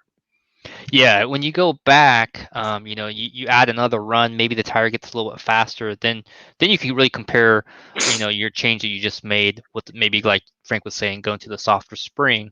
Then you go back to the original spring and then you test that so that way you can definitively find out, it was not just the initial test. You're like, oh, dude, it does this better, this better, and you're seeing things through, rose tinted glasses, and then then you go back and you can try it, then you'll realize exactly what the differences are. You did a change, then you went back to your original, and then you kind of see where it falls, and it maybe the track changed, maybe something changed, your tires are a little bit different or something, and then you can really test to see if your initial, because sometimes it's tricky, man. You initially think it's faster, and you're like, dude, it's so much better, and then you go back like even the next day or something, you go back to your old spring and you go up this, like, okay, well, my old spring was faster today. You know what I mean? It's hard to really kind of get a Yeah. grasp on where the improvements are, or what to stick to, or which direction to go. I always feel like there's a lot of people out there that have a idea, then they go to a certain direction and they kind of get lost. Yeah, and that's one thing. Like when you're making one change at a time, I've done this, and I've done this recently, and it's really easy to do. But you can make changes to your car that take it in a direction, and if you're not confident in what they're doing, so you can be like, well, it's not worse. So you just leave it on your car, and then you Mm. go to the next thing, and the next thing you know, you're like 6 changes in, and you're not even sure if your car is better or worse, and you have all this different stuff on your car. Well, now you might have upset a bunch of different things, and it's not a good place to be. And I've gotten there, and the best thing to do is just take them all off at once. So you just go back to where you know the car, and then move forward one step at a time. I mean, I've had some days like that where when we go testing for a new vehicle, we're going to the track, we're trying to make a race car faster. We've been working on the 22 for 10 years. Like it's as fast as we can get it, right? Every time we make one. And yet the next one has to be faster. Like it has to be faster. It needs to be easier to drive. It's got to be more Easier to durable, drive, right? easier to work on, more Yeah. durable. Like, yeah, you always have to keep improving. You can't really sell something and have be a step back. Yeah, so it's a challenge, but some days I'll go to the track, man. We're doing some testing now, and went to the track. I left the track one Friday, and I called Gil, and I'm like, I just think I wasted a day. Like I don't think I learned anything today. Not only did I not move it forward, which is one challenge. It gets frustrating when you go to work on a car and you don't make it better. But when you don't even when you run things and you're not even sure if they're better or worse, like that's when it's like what happened today? Like it just What's going on yeah. here, man? Why And can't it just be so much easier, like definitive? Come on. then I'll have a day and maybe you have one thing you're trying to work through. You're trying to get a car to do X. Mm. And you might change a whole bunch of things and it might be like just changing the flavors on your pizza, but at the end of the day you're still eating pizza. Like you got to go to the burger joint to get a burger because that's what you're looking for, right? Like you can make a bunch of changes and they can not do what you want, or they can just give you a different flavor on what you're feeling. And then you make one change and it's like, oh, that's what I needed. Now all those other changes, maybe they're going to give you a better feel on that big thing that you changed. So that's where, start that, just coming back to the start Yep. with a setup that's on our website. Like we really don't post setups on our site that we're not confident are at least pretty good. I think that in general, like I mentioned before, I need a car that's really neutral and comfortable and safe to drive. And more so than a lot of our like pro team drivers. So if you pick a setup that's one of mine off the site, it's probably generally a little bit easier to drive, a little more neutral feeling. Start with one of those or the kit setup and just get, don't make changes till you get a good feel.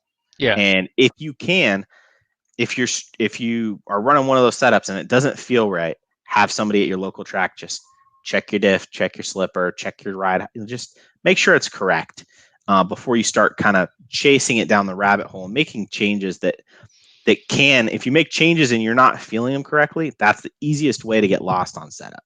And it happens all the time. Even the guys on the team, they just make changes and they're not wrapped completely around them, and that's what makes it easy to get lost. Gotcha. All right. So let's move on. Let's talk to shock. So I know I'm kind of reading the questions and monitoring them a little bit here. I'm sure there's a few questions about shocks. So let's talk basically quickly about the basics. The 3.0 shaft, the 3.5 shaft, and what's the difference? Pistons, oil, springs, like that spring of the week. Like what is your take on shocks right now? All right, so we sell we have a Gen 3 shock with a 3.0 millimeter shaft, so a 3 mil shaft, and then we have a 3.5 millimeter shaft. The DC, the AC, and the SR all come with the 3 millimeter shafts, as well as the 22X4. The 22 5.0 Elite comes with the 3.5 millimeter shafts. I personally prefer the 3 millimeter shafts all the time. Carpet, dirt, 2-wheel drive, 4 drive, doesn't matter. I like the 3.5s. Pretty much everybody on the team, I'm sorry, I misspoke. I prefer the 3s. So 3s, carpet, clay, 2-wheel, 4-wheel, doesn't matter. Everybody on the team that I know of prefers the 3 millimeter shafts on the 22X4. On the 2-wheel drive, it's kind of back and forth. It depends on who you talk to. A lot of our fastest drivers, Dakota, Tom, Aaron, Mason, Charlie, they tend to run the 3.5 shocks a lot. The 3 millimeter shocks. So the difference is when the shaft, when the shock compresses and the shaft goes into the body of the shock, right? The larger diameter takes up more volume. So when you build the shock, you have more air mixed into the oil. And because you have the more air, it makes it the difference in the bleed makes it feel like the larger shaft shock packs more. And when we say pack, it's basically when the shaft moves quickly, it's met with more resistance by the oil that tries to slow it down. So that makes it feel like let's say if you come off a jump and you're going to land and it feels like the car instantly goes through all the travel, right? That means that the shocks never packed up, that the oil never kind of stiffened as the piston and shaft was going through It the just travel, and blew it just through the went, travel. yeah, it just went right through it. And then, but conversely, like if you have too much pack, if you're going through bumps, then the tires are off the ground and the car is just kind of bouncing across the bumps. So that's where you kind of get that fine balance. For me, the 3 millimeter shafts rebound a lot quicker because there's less air in the oil. So they don't pack as much, but Hmm. so like when I land a 3 mil, a 3.5 shaft, right? Like it's gonna pack up more. But let's say we're on a big jump and you're gonna bottom out kind of no matter what. It might bottom out, but now the car, when it bounces up, the shafts don't drop quick enough because it's packed up. For me, with the 3 mil shocks, the car might come in and it might hit the chassis a little sooner, but the shocks drop the tires fast enough to keep the So they tires on the ground. they come down. Okay. Yeah. So the car, for me, with the three Stay mil con. shafts, the Okay. car settles faster, which is almost more important than how it lands. It's that recovery time. So, like you jump into a turn, it's how fast can you feel like the car is back under you so that you can drive into the next turn or that you can do the next jump. And Without for me, pausing and hesitating. yes. Ah. And for me, the 3 mil shafts feel like they do that a lot better than the 3.5s. Now, when we're driving around the track and we're doing more what we would call like low speed dampening, and the piston's just moving a little bit as the car leans or rolls or hits a little bump or the curbing on the inside of the turn or whatever, the 3 mil shafts for me feel a little bit softer. Just in general, they feel like they're not even 2.5 weight, like 1.25 weight softer, just a little bit more roll, Mhm. a little bit more grip. I feel like they're better on the bumps too. What Dakota specifically likes about the 3.5 millimeter shafts is he feels like when the car goes to roll with the thicker shaft, it actually has more support behind it. So when he's driving at that really fast, ultra committed level, the number one thing he wants isn't more grip. It's that the car is going to do the same thing every time. So Mm. it's very, very predictable for him. So if he gets a little bit more support out of that outside rear shock to where he can count on it to hold the car up at the speed that he's going, that gain in that type of consistency is more of a benefit for him. And then he's really good at hitting the downside, so he doesn't really get that much of the bounce or the effect from the bounce. And again, I mean, this is a science, but it's also a little bit subjective. Like that's what I feel from the 3 mil shocks. And that's what Dakota feels from the 3.5s. And that's why we have different options for different people. So it for me, I run 3 mil shocks for sure on carpet, no questions asked, both cars.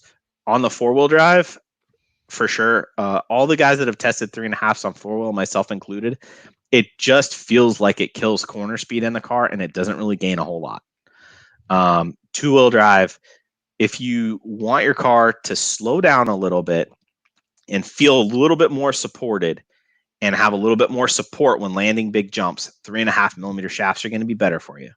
If you want a little bit more grip, you want your car to feel a little bit more nimble, a little smoother in bumps, and to settle faster after jumps, then 3 mil shafts are for you.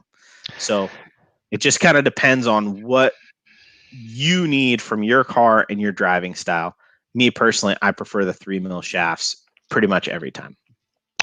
Yeah, I think I'm with you there. I think I prefer the 3 mil shafts. I think maybe the older guys will generally choose the 3 mil shafts. A little, to me, it's a little bit easier to drive. You know, like you say, Dakota's looking for more support because he's going at an insane speed. He's pushing the car a lot harder at the limit than I am. And for me, I want a car that does a lot, feels grippy, and you know, front end has a lot of grip, the rear end has a lot of grip, and I kind of, you know, just kind of pilot the car around versus have to muscle the car Yeah. and you know, do a lot of English and whipping everything. Just, you know, for me, I'm a kind of more of an on-road style in terms of the smoothness and the lines. And you know, I think when I throw on a Frank setup, it's actually pretty dang close for me. You know what I mean? Whereas certain drivers are looking for certain different characteristics, and the 3.5 shafts for some people definitely work and mesh better with their driving style. Yeah. So the next was the What about piston.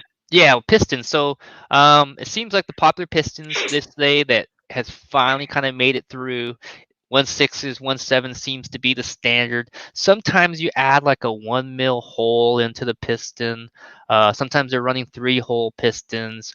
What is the difference between pistons? What do you prefer? Okay, so going back to the packing up of the oil, it's really complicated, and I don't even understand it Fluid that well. dynamics. Yeah. Fluid dynamics. It's like some of the craziest science that you can try and wrap your head around, like Albert Einstein stuff. Yeah, But it's just when it comes down to it, when the oil tries to converge and go into the hole or around the edge of the piston, when it basically gets more oil tries to go through that hole, when it speeds up, it almost creates like a wall that deflects the oil, that basically makes it like almost like it's locked up. And what we found is that it seems like for most situation, a 2-hole piston is the right amount of that hole packing up versus the oil flowing through it. mm, And a lot of that comes from, if you think of the piston as a circle, I wish I had a good circle to look at, but basically, if you think about having, a hole, 2 holes on either side of that, the oil that's over here has to travel a quarter of the way around the piston to reach that hole. And that's the furthest that it would have to travel. Well, when you add 3 holes, now it's only got to travel 1/6 of the way around mm, the piston. So there's less oil heading to each hole. So it's going to pack up less, even though it's yeah. a little bit smaller. So what we found is that the 2 holes just seems to be the right mix of like how much it packs versus how much it doesn't pack.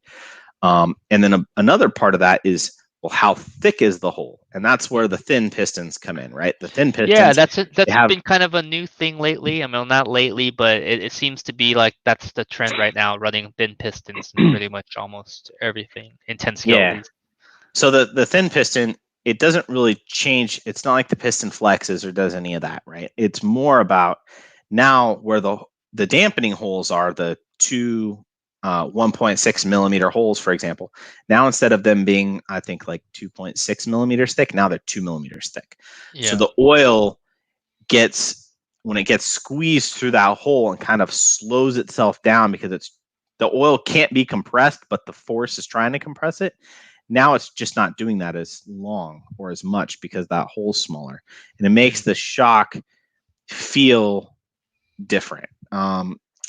As far as adding, and I'll do this real quick, but adding that 1 mil hole, what that does is that 1 mil hole is so small that when your shock is moving slowly, so at ride height, low speed dampening, the oil is still able to move through that hole, and it basically makes it feel like you're running a larger hole piston, and it softens the shock a little bit.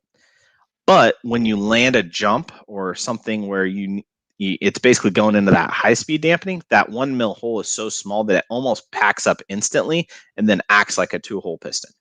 yeah. Okay. I personally, I have never really run a 1 hole piston and found it to be like the smoking bullet, like just the best thing. I know I have a feel for what it does, but I've never been like, oh my gosh, my car's magic now. So I just don't run them, mostly because we don't sell them. It's easier for setup sheets. I don't really feel like it's, oh my gosh, that's the best thing, or it's a whole lot better. So I run standard 2 hole pistons. Um, when Regular you go, size or thin size? I'm thin for life. Yeah, no, I mean, we when we tested thin pistons the first time on carpet, it was like, oh my gosh, this is amazing.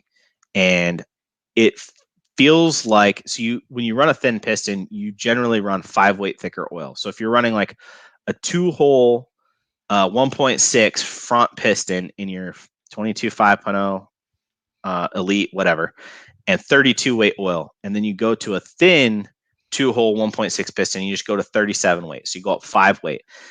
Now what happens is the car feels the same. The low speed dampening uh, feels relatively similar, and the pack characteristic doesn't really change that Mm, much, but the low speed dampening actually speeds up a little bit.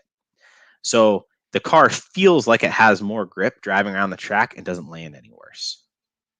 That's my general takeaway, is that it's kind of like the 3.5 shafts versus the 3.0 shafts in like another step in that same direction, where the shocks drop faster, they rebound faster, the car has a little more grip, it feels a little bit more nimble, but maybe a little bit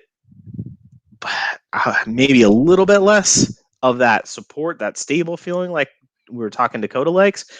But because you go up in oil, you really don't lose a whole lot of that. So to me, it's almost all gain and almost no negatives. Very minimal downsides to it. So I run thin pistons in my 2-wheel, my 4-wheel, on both on carpet and on clay. I've gone back and tested standard pistons as recently as a couple weeks ago at the carpet track, and there was nothing there for me that I thought was more positive. So, our 4-wheel comes with thin pistons, and that's what I would recommend. Pretty much all the setups that I've posted lately have been with thin pistons. And as far as I know, the only person on the team that still goes back to thick pistons, depending on situations, is Aaron Kaufman. I know they've gone back and forth, but most of the guys are on thin pistons. Dakota, myself, Tom, Mason, Charlie, pretty much Barry, pretty much all the guys. Yeah, it seems to be like a general thing that almost everybody on the team's running right now. Sometimes I think, I do remember talking to Jeffrey and Aaron. They do sometimes run the regular pistons, the 1617s. It depends on I think the track, the layout, the jumps and stuff like that, and they'll kind of switch back and forth and figure out what those guys are trying to do is search for a difference in speed, right? They stick the same and everybody's the same, then you're kind of going to get the same results. But if you can find an advantage, maybe the piston, maybe the oils, maybe the diffs, something, they're looking for an advantage to be a little bit different so that they can, separate themselves. Maybe they have something, that they like and that they're comfortable with, and they've tested it in the past, and once in a while they'll flip it on and try it. And if it works, they like it better, they'll end up running it. Sometimes it's a piston thing that they like to play with. So and then one last thing I would add is just your springs and your dampening are not independent. So the next thing I was going to ask you with this whole shock thing is the springs. Okay. So many companies, so many models, so many different rates. Like, how do you know where to start? What's a good rear spring, man? All right. So the oil and springs are not independent, right? They're codependent, and they need to match more or less, right? Like if you go up in spring, you probably need to go up in oil at the same time. Because if you go up in spring, now your car could be oversprung and it could make it feel bouncy. And even if going to a stiffer spring made your car better, it would feel worse because the dampening doesn't match the spring. And conversely, like if your car is over dampened, it's going to make the spring feel bad because the tire's not going to drop fast enough. It's just not going to feel right. They don't match. And you can generally like just compress your car on the table, front and rear, and let go. And if one end comes up way faster than the other, then that end is like, you need to check between the two because one of them's probably right and one of them's probably wrong. And you need to get your car so that it returns at relatively the same speed, front to rear. It's not always, it's an exact science, but that's one thing you need is, if you're like grab your wing and you move your rear end up and down really, really fast, if your rear tires are off the ground, easy.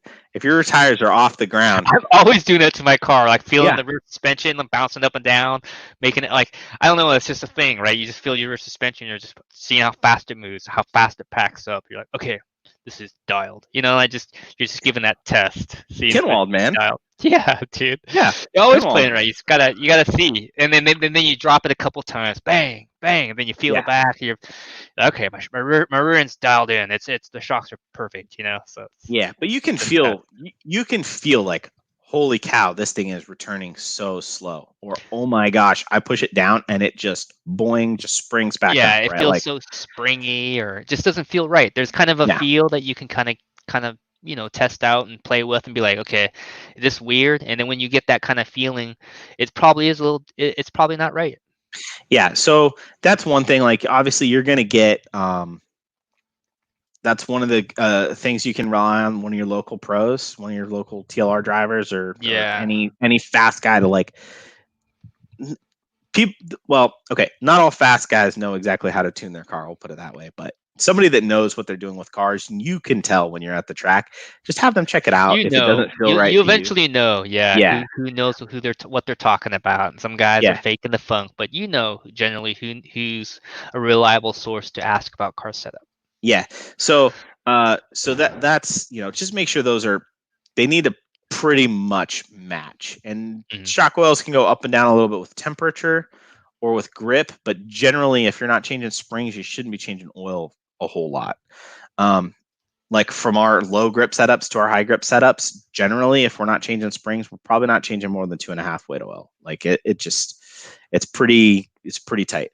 As far as springs go, um, my go-to rear spring for our two-wheel drive is a white TLR low frequency rear. It's the kit spring for all the 5.0s. Dakota runs that spring 98, 99% of the time. He can't run any Uh, other rear spring, man. yeah. No, Yeah.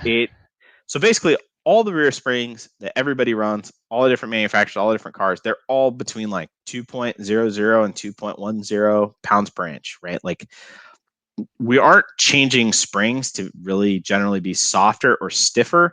It's how the spring gets stiffer or doesn't get stiffer through the travel. And we call Mhm. that like the frequency, like basically how it changes. So that's why we call our springs low frequency. So they don't stiffen up a ton through the Linear-ish. travel. Yeah, they're Yeah. more linear. Yeah. Um, like associated V1 or original rear springs, they're even more linear. They're even deader kind of feeling than our springs. There are times that our team runs those springs. We put them on our setup sheets, so I'll talk about them here. But that's one thing when we fill out setup sheets, we fill out what we run. We don't fudge it around because we want you guys to put your cars on the track and we want them to work good. Um, and then there's some other springs, Yokomo springs, X-ray springs. We don't tend to run those a whole lot. But yeah, so for the rear of my buggy, if I had like a V1 green rear spring and a V1 white rear spring and a TLR low frequency white and a TLR low frequency yellow, like those are the only four springs I really need to take to the track for my two wheel. Like I'm gonna be running one of those, and they're all very small incremental steps, and they're all within like 0.1 of a pound per inch, but they're all like that's where we're running. And that's the difference Crazy. between like super low grip outdoor to like desert classic super mega S3 slicks, try not to traction roll. Um, you're just in that small window. Um, and then for front springs, like a blue low frequency front, usually like green, blue, or associated gray V1, maybe associated blue V1. Like we're kind of in that range. Mhm. Um, and same thing, like a little bit more of a range in the front because front springs generally are stiffer. Um, they're more in like the 3.3 ish pounds per inch kind of range, 3.2, Right. 3.3. For four wheel, we either run really close to the kit springs that come with the 22X4, which is a yellow front and a pink rear, I think. Yellow rear. Yeah, yellow rear. Or I think it's actually a blue front. I forget, honestly. Yeah. I did that manual a while ago. So either run those or some of the guys have been running the associated V2 springs lately. Yellow front and a blue rear. And that seems to be a pretty good combo also. Um, between the springs, like the associated V2 springs are kind of the most progressive.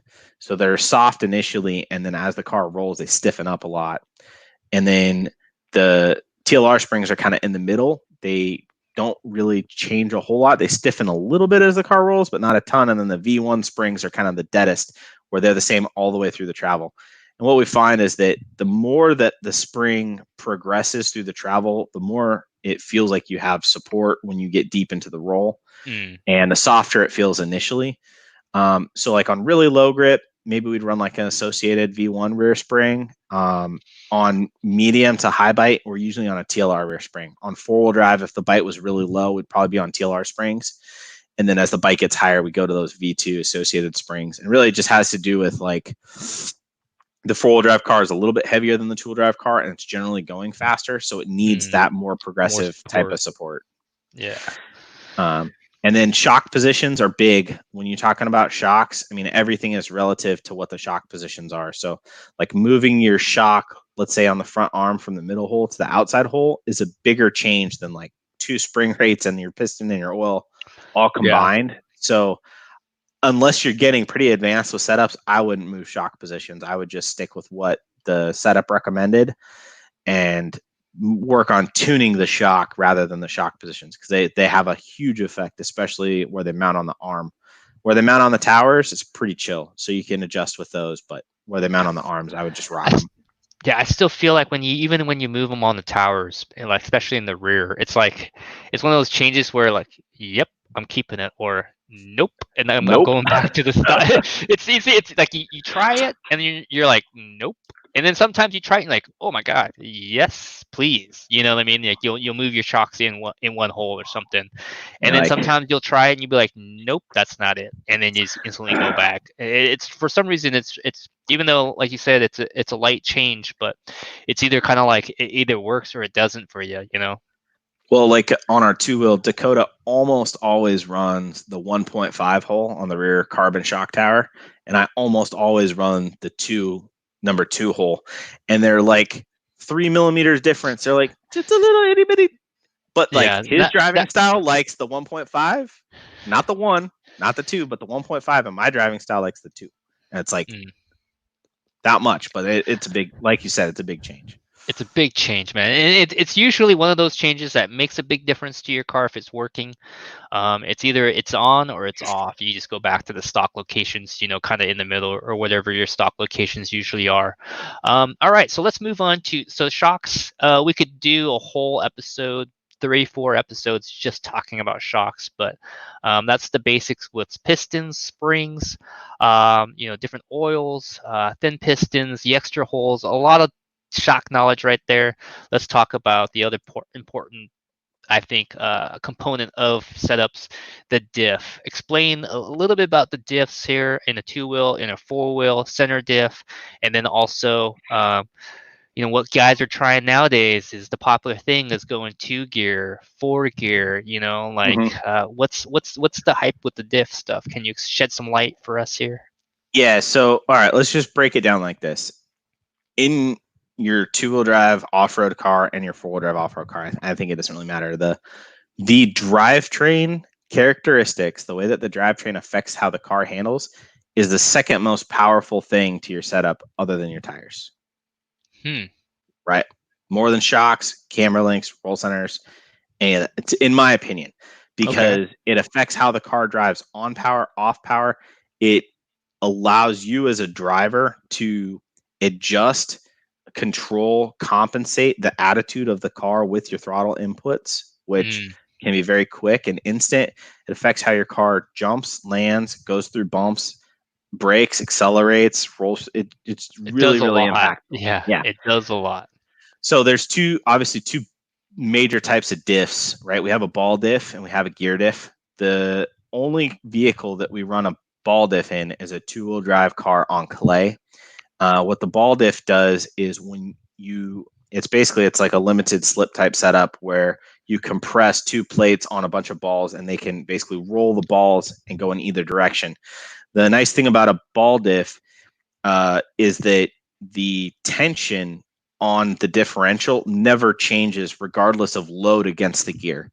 So when you're accelerating, decelerating, off power, on brake, whatever, the diff function, performance, output, pressure to the 2 different tires never changes. So it's very consistent. There's basically no acceleration in terms of how it starts to slip and how it ends up slipping. It's the same. Yes. Okay. Resistance for it, against it, so on and so forth. So because of that, it makes it the most consistent. So when you're driving a 2-wheel drive car and you only have rear brakes, right? Like this is one of the only race cars in the world where you would only have rear brake. Yeah, actually, you think about it, it's the only thing that I really know of that only has rear brakes, no rear and front. Yeah. Yeah. And then obviously with the way that we need to roll through the turn and accelerate, and we're putting down, I mean, if you compare this to like a dune buggy, I mean, a 7.5 motor with turbo in it is probably like a 4,000 horsepower motor. I mean, we're trying to put down a ridiculous, I mean, we're putting a drag car motor, right, in a Yeah. And if you off-road think dune buggy. yeah, scale wise, let's say Yeah. we're doing 30 miles an hour. If you scale that up 10 times, we're trying to do 300 miles an hour. Yeah. You know, it's kind of ridiculous the amount of power we're actually putting in this thing. Yeah, so the ball diff seems to create more grip and be more consistent. Now, when we go to the four-wheel drive car on clay, we have enough grip with the tires, the weight of the car, and the balance of the car that we're able to get away with running gear diffs in that. Mostly because we have diff in the front and the rear. We have four-wheel drive braking and we have four-wheel drive acceleration. I love four-wheel drive braking, man. It's great. Yeah. Because like in two-wheel drive, sometimes you hit the brakes and you're like, I don't even have any brakes. What the heck? You know what I mean? You're like, well, you don't know that it's too late till it's too late. It's like, gosh, man, I have barely any brakes. The thing barely slows down. If I turn and brake, it spins out. It's like, but four-wheel brakes, you can just mash. It's just like, oh! You know, it's just awesome. So much fun to use the full brakes. Yeah, so we run the gear diffs in those, and then when we go on carpet, we run gear diff and everything. Yeah. So the pros of the ball diff, more consistency, better, I think better traction, and that comes from the consistency of the tire. The gear diff, the benefit is the setting of that diff is just controlled by the fluid and the amount of fluid. So basically the volume of fluid and the viscosity of the fluid, and that's it's very repeatable, so that's positive. They do last longer. They are more durable. Yeah. I think that gear diffs generally need to be rebuilt for optimal performance. They need to be rebuilt more often than a ball diff. But when you rebuild them, you just change the oil. You're not actually having to swap out parts. Where a ball diff, you're having to swap out parts. Negatives of a gear diff in terms of like if you want to run a gear diff in a two-wheel drive on clay, the way that these bevel gear diffs function is that when you put force on that housing, that outer gear, it basically puts a negative force going backwards through the tires, and it actually stiffens the performance, the function of that diff up. So it doesn't lock it up, but it makes it feel stiffer when there's power going through the gear than when you're just freewheeling, right? And the reason that that's good and bad is it'll make the car want to accelerate a lot harder. It'll make it want to brake a lot straighter, and it'll let it rotate and roll through the turn more quickly. Now on clay, that's a bad thing because it makes it really inconsistent between throttle inputs, and that's what allows you to lose traction. On carpet, you have so much grip in a two-wheel drive car that it's awesome because you can go from point A to point B faster. You can accelerate faster, you can brake faster, but then when you get off the throttle and roll through the turn, it will rotate quicker. It'll basically act like a looser diff off power and a tighter diff on power. When you go two-wheel drive or two gear versus four gear, a two gear diff will have less of that kind of difference between on power and off power in terms of stiffening on power and then being loose. It makes a smaller difference between the two. So when we run two gear, we usually run that in two-wheel drive on carpet. We run a slightly thicker oil, but then the car has more on power steering. So it'll accelerate without diffing out as much, but will still allow the car to turn on power and not just want to go dead straight. So, yeah. So two-wheel drive on clay, ball diff. Ball diff all the way. For me, 100%. Like no question about it. If you're doing anything more than Saturday practice pro, run a ball diff. The performance of your car is going to be better. You're going to have more fun driving it. It's for sure faster if you're racing. You look at any setup from any half decent driver, and they're running a ball diff. Nobody's running a gear diff because the performance just isn't there. Now, two-wheel drive on carpet, you have to run a gear diff. You won't let a ball diff won't live. It won't steer as much as you need it to steer. I think pretty much everybody's running two gear at this point. There's not really a good argument, in my opinion, to run four gear, kind of like the thin piston versus standard piston. I just think 2 gears better. Right. 4-wheel drive, we run 4 gears in both front and rear diff, clay and carpet. We just go up a little bit on the oil on the carpet. And the last thing you asked was like a center gear diff. Yes. So on our 22X4, we run a center gear diff almost all the time on clay. At first we thought that some people were going to run slipper, some people were going to run diff, and we I thought thought so too. I in a, thought a lot more people would be running a slipper in stock or something, kind of get a little bit less weight in the rotation and stuff. But it seems like gear diff is kind of taken over for 4-wheel. yeah, and it I get it. I mean, I did run a slipper at Reedy Race. The way that the jump sections were there, I really felt like it made the jump sections easier for me. Timing But wise, then, I think it would, right? I mean, yeah, it's more consistent when you squeeze the trigger. You kind of know more of what you're getting. yeah. Yeah. But then when I went to Desert Classic, which was the next big race, got a couple packs in, and I put a gear diff in. I was like, wow, this is awesome. So much better for that What track and was that the type of grip. difference when you went to the gear diff at Desert Classic? It made How the did the car car behave differently? So when you're running a slipper in the 22X4, the front and rear drivetrain are actually locked together. So they're both going to spin at the same speed all the Yeah, time. it's like 50-50 the whole time. Yeah, there's no, it's like 100-100. There's no give between the front and the rear, right? You're not bleeding power one way or another. So when your front tire hits a bump, it kind of almost goes through your rear end too. And it makes the car feel very direct. And that directness is a kind way of saying hard to drive.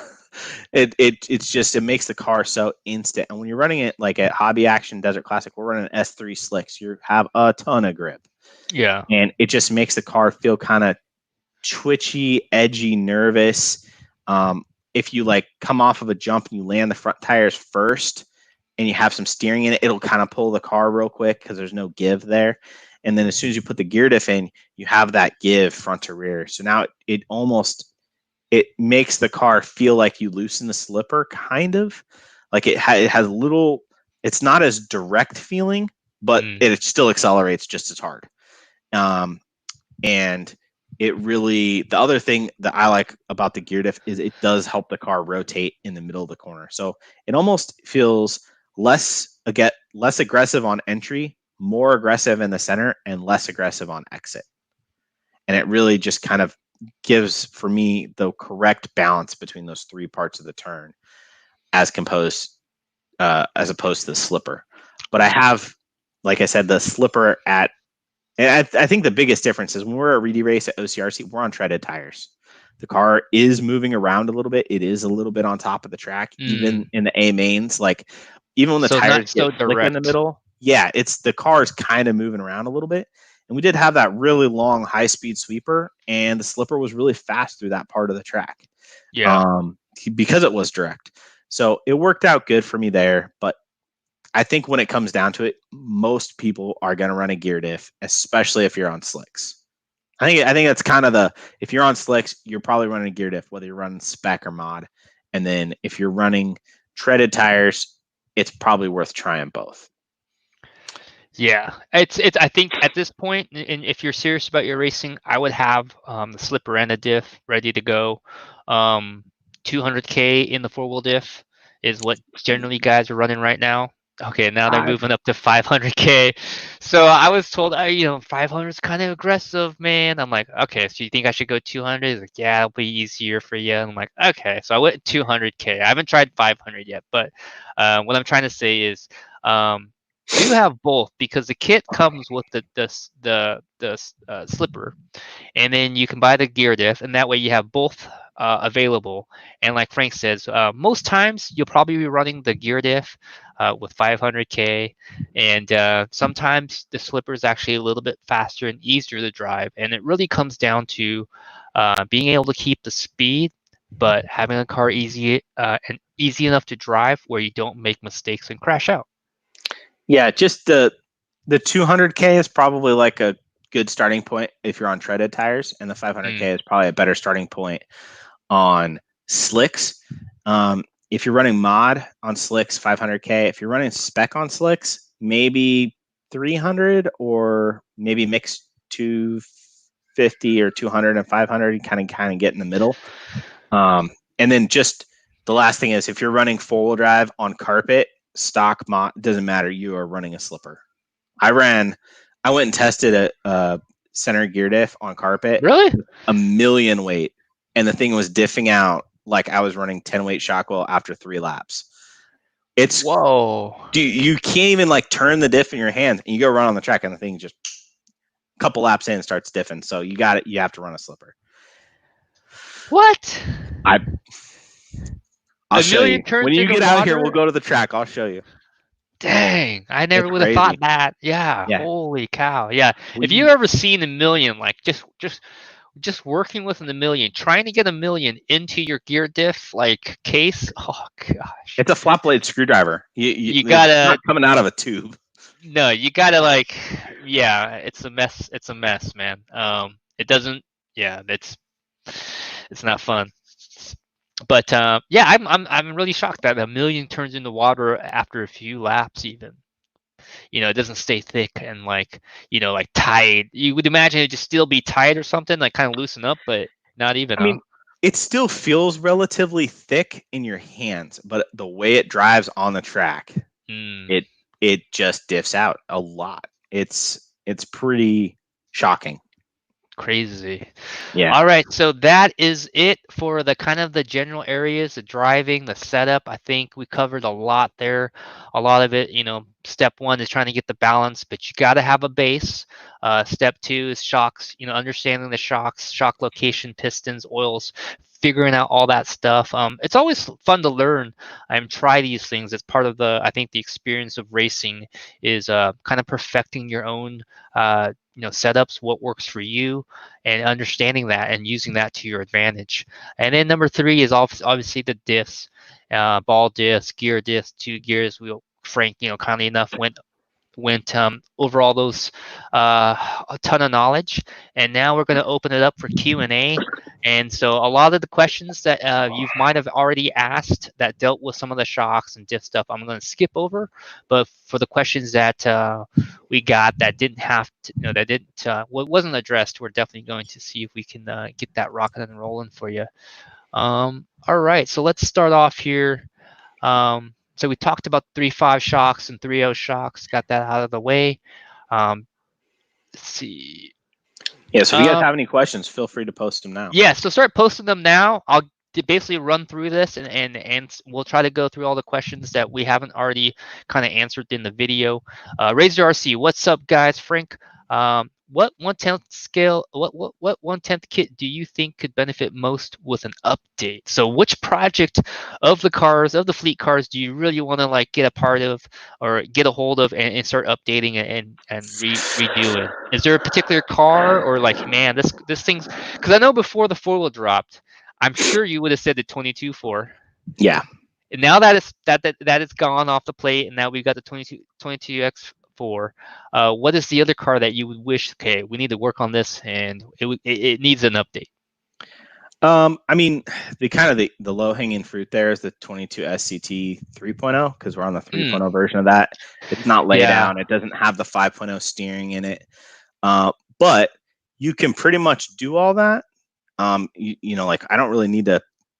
If you buy all the different parts, whatever, it's going to cost more, but you can kind of get there. I think for me, the one that I'm the most eager to try and tackle and make a big improvement to is the 22 5.0 AC. I think we are learning a lot on carpet.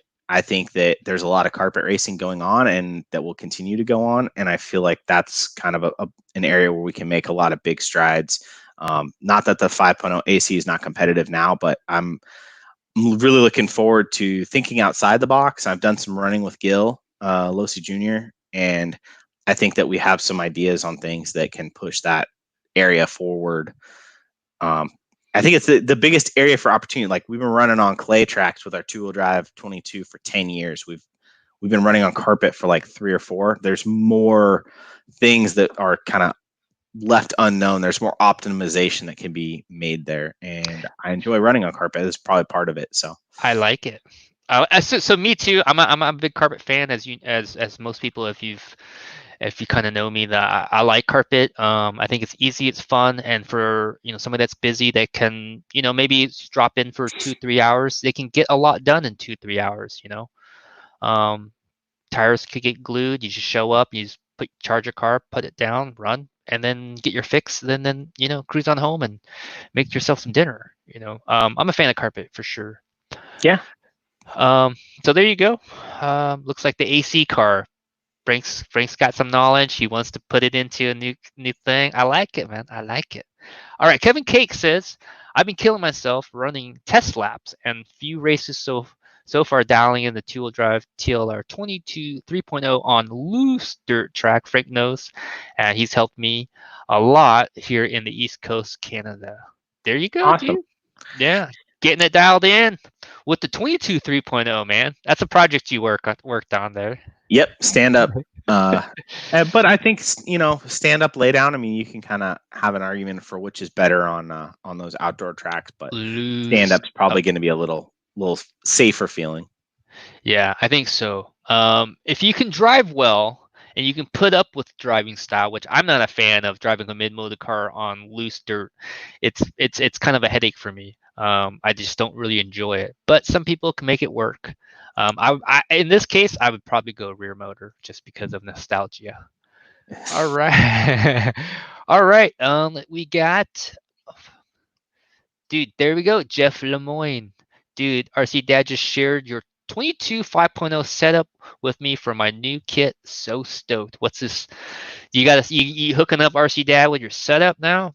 Yeah, RC Dad, he's a really nice guy. Lives in Southern California area and rolls down to OCRC and races, and chat him up a few times down there. And he's been running the setup, one of the setups I have posted on the site, and he's been liking it. And I guess he sent it Jeff's way, trying to get him dialed Here in. you go. So, yeah. If you haven't checked out a Frank setup, I do recommend it. He obviously knows what he's talking about, and he generally dials in his car so it's easy to drive. I do not recommend throwing on a Dakota setup unless you feel like you drive like him. He's looking for a very specific car characteristics. He wants a certain thing that he wants his car to do. Not everybody wants that. I think for most people, they're looking for good traction, stability, and easy to drive. Dakota's not really looking for those things. He's looking for quickness, fast, and he basically just kind of hangs on. So Yeah. a different driving style, and so I would check out a Frank setup. I think they're generally good for everybody. They're very easy. They're very neutral. Most people that I've heard try a Frank setup usually end up liking it. So check that out. It's a good So what? starting point. So one thing I'll mention there is just for our 2-wheel drive off road buggy. We have for Clay. There's 2 Frank Root setups on the site. There's a Reedy Race setup, and then there's a Hobby Action setup from Okay. tail end of last year. The Hobby Action setup is probably going to be the easiest to drive setup that you can run. It's really neutral, very easy to drive, lands really well, very stable. The Reedy Race setup, a little bit more aggressive. We're looking for a little bit more speed at that race. So it's I know a lot of guys that are running it and like it, but has a little bit more aggressive of a feel. In terms of the 4-wheel drive, the 22X4, we all pretty much run Dakota setup from Hobby Action. Yeah. Exactly. Like no variation. So I know I think you're right with 2-wheel drive, Thomas. Generally, like Dakota setups they have a lot of steering, and yeah, you need to want to drive like that. But the 4-wheel yes. drive setup from Hobby Action, that's like it's like the kit setup with like 4 changes, and we all run all those. Like that's I could put anybody's name on it because we all 5 of us ran the same setup at that race. But since Dakota TQ'd and won, we put his name on it. The weird thing about that setup also is I've seen Dakota run his full at every single race since Worlds, and he hasn't changed anything. He hasn't changed. I'm like, did you change oils in your front shocks? No. Did you change your diff oil? No. Did you try different springs? No.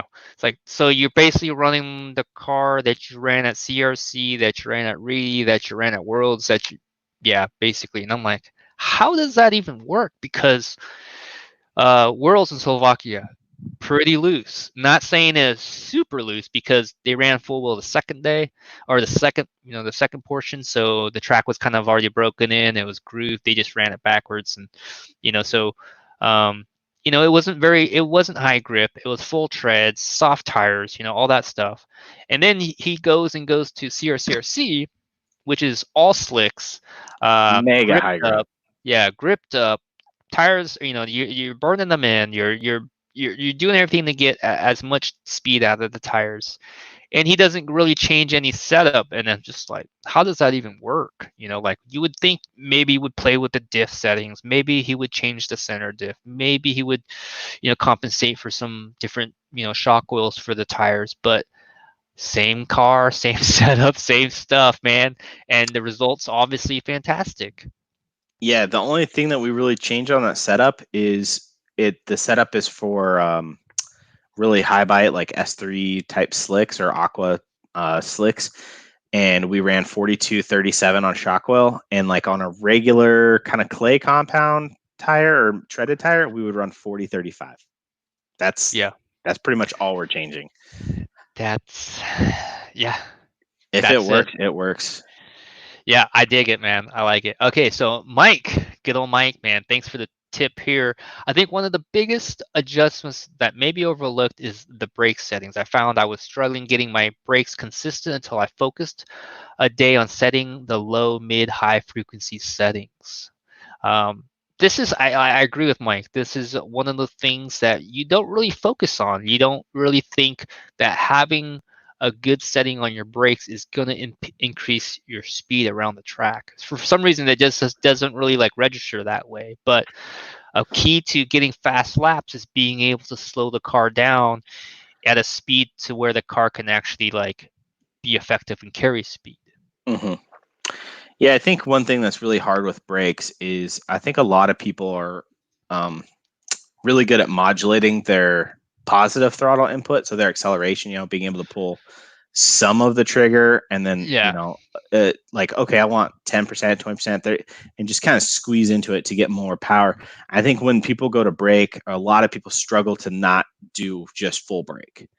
So if you're just going, straight to full brake, then those settings are super critical because they're going to be the difference between locking up and not locking up. I feel like I don't necessarily modulate my brakes, but I almost have like two brake settings. Like I kind of go half throw, full throw. Yeah, I'm three. I've got barely touch, like barely feather into the brakes, a half brake, and then probably full brake. That's pretty much how I kind of, yeah, I'm not like pumping brakes and like, making myself give myself ABS basically. Dakota does. Yeah, I know. Yeah, you watch him use brake, you're like, how does he? Okay, whatever. You're Yeah. like, okay.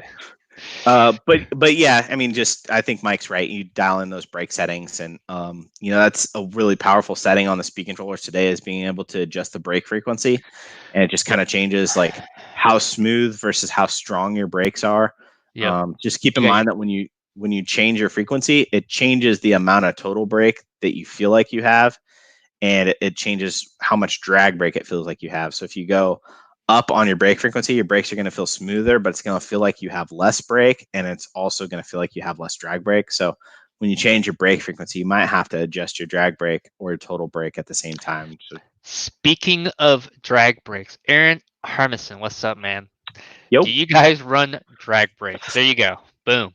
I always run drag brake. I Okay, run two wheel. like, How many degrees here well, okay, so going back to the frequency, it depends, but I usually run 2000 or 4000 K on my on brake for brakes? two-wheel Okay, drive.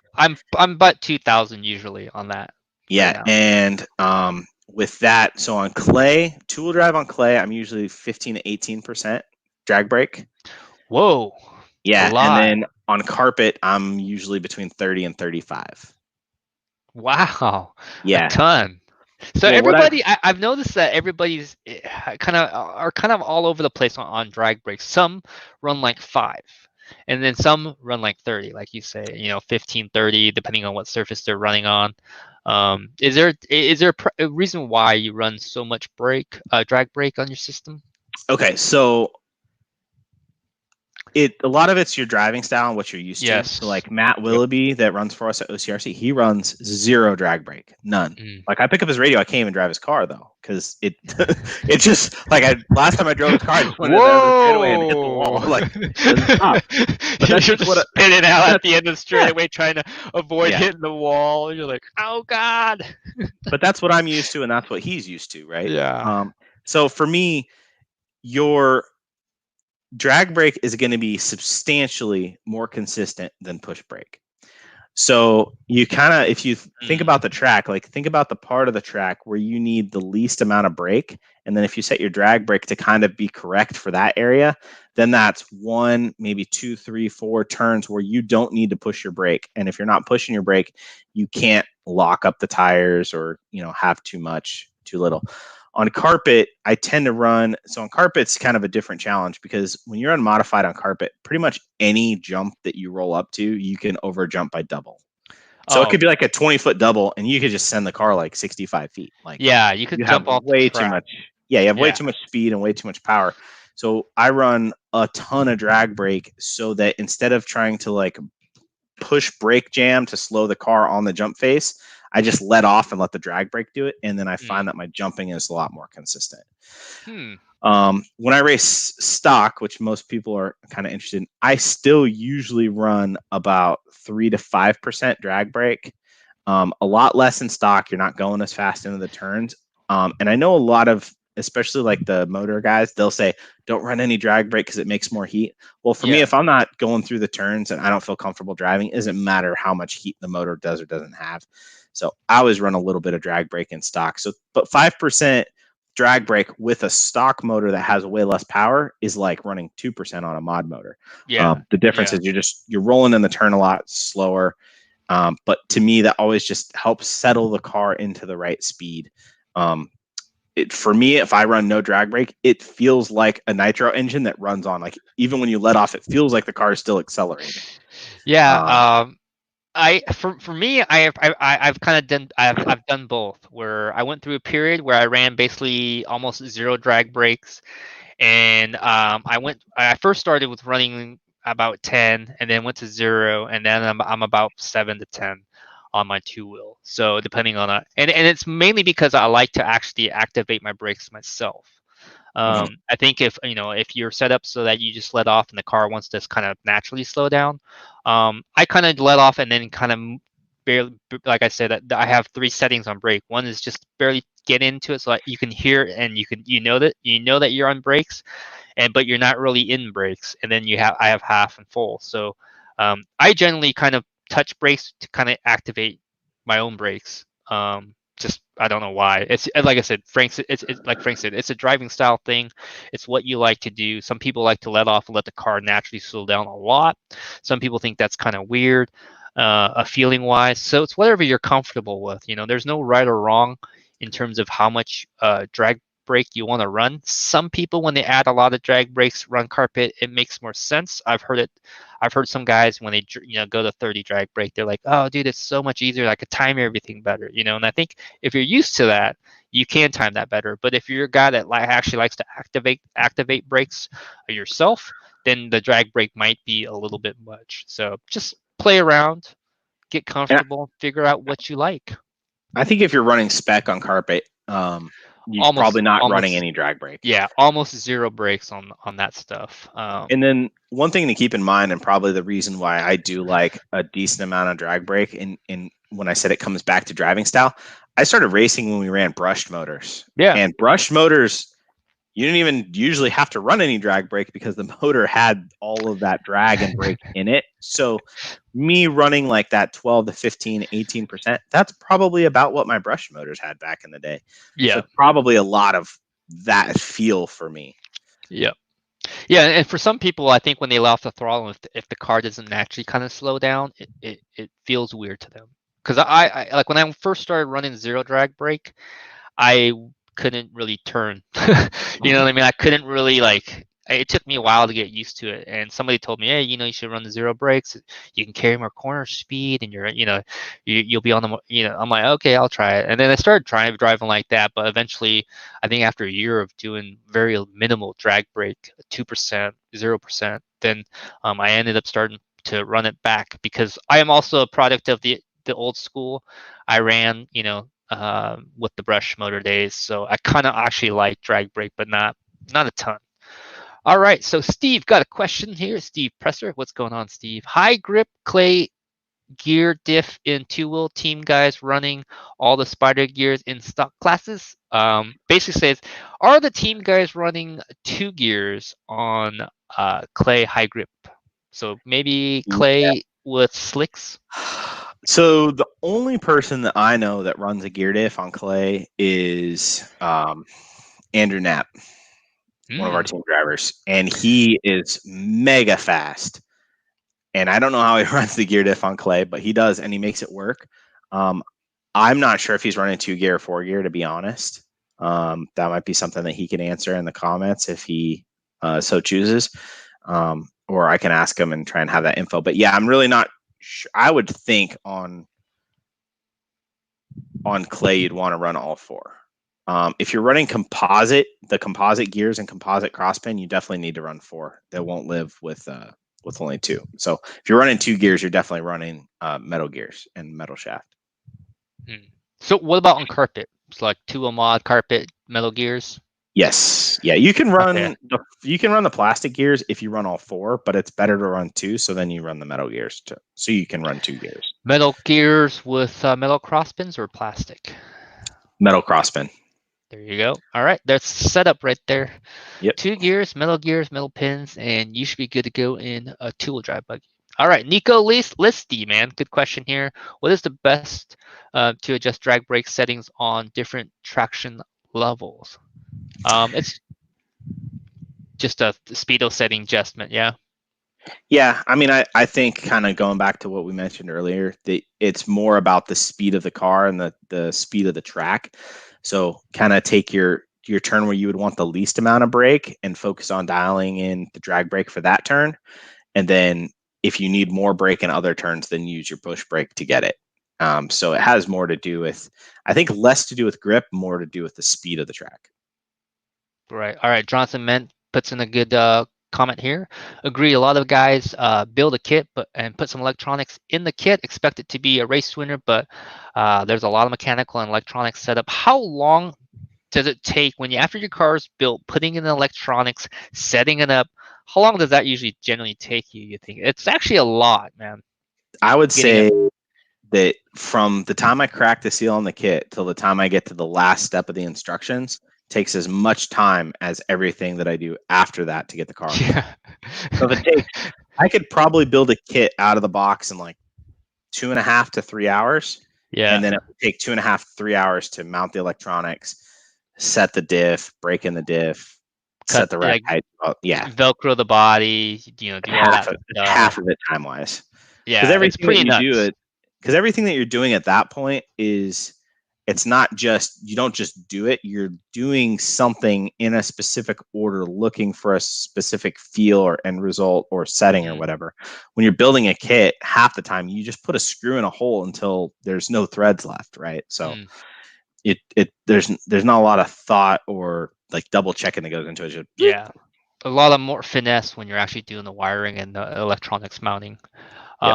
All right, so good question here. Paul Turner, you see a lot of transmitters with a ton of adjustments. How many do you truly need and use?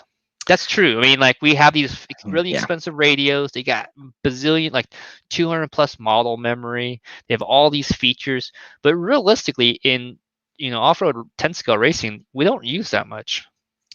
So I use basically throttle travel, both brake and throttle travel. I use steering, EPAs, points, or travels. I use steering Expo. Oh, I use Expo. Okay. Yeah, I'll use steering Expo. Obviously, steering sub trim, but I wouldn't really call that a setting. That's just how to set the car. And then I usually don't use Throttle Expo. With the speed controllers that we have now, I have the Yeah. adjustment between the speed controller and the motor that I don't need to do it in the radio. Yep. And also, in general, I don't change that a whole lot, even from track to track, because I want the power output versus my input at the finger to be relatively consistent. And then the only other thing that I change is servo speed, steering speed. When do you know to adjust that, or is it too? So I think that generally the servo is a little bit too fast for the amount of grip that we have. So what happens is it's not that the reaction time is too fast. It's that, let's say you go full lock, the tires actually turn so fast that they break grip and slide. So I usually back that setting down as much as I can until it feels slow. As soon as it feels slow, then it's too slow. But usually on clay, I'm at like 92 to 95 on a Spectrum transmitter out of 100.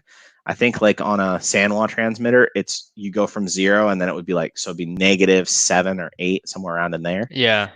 And then on carpet, because everything happens faster, usually I have the speed down a little bit lower, like 87 to 90, somewhere in that range.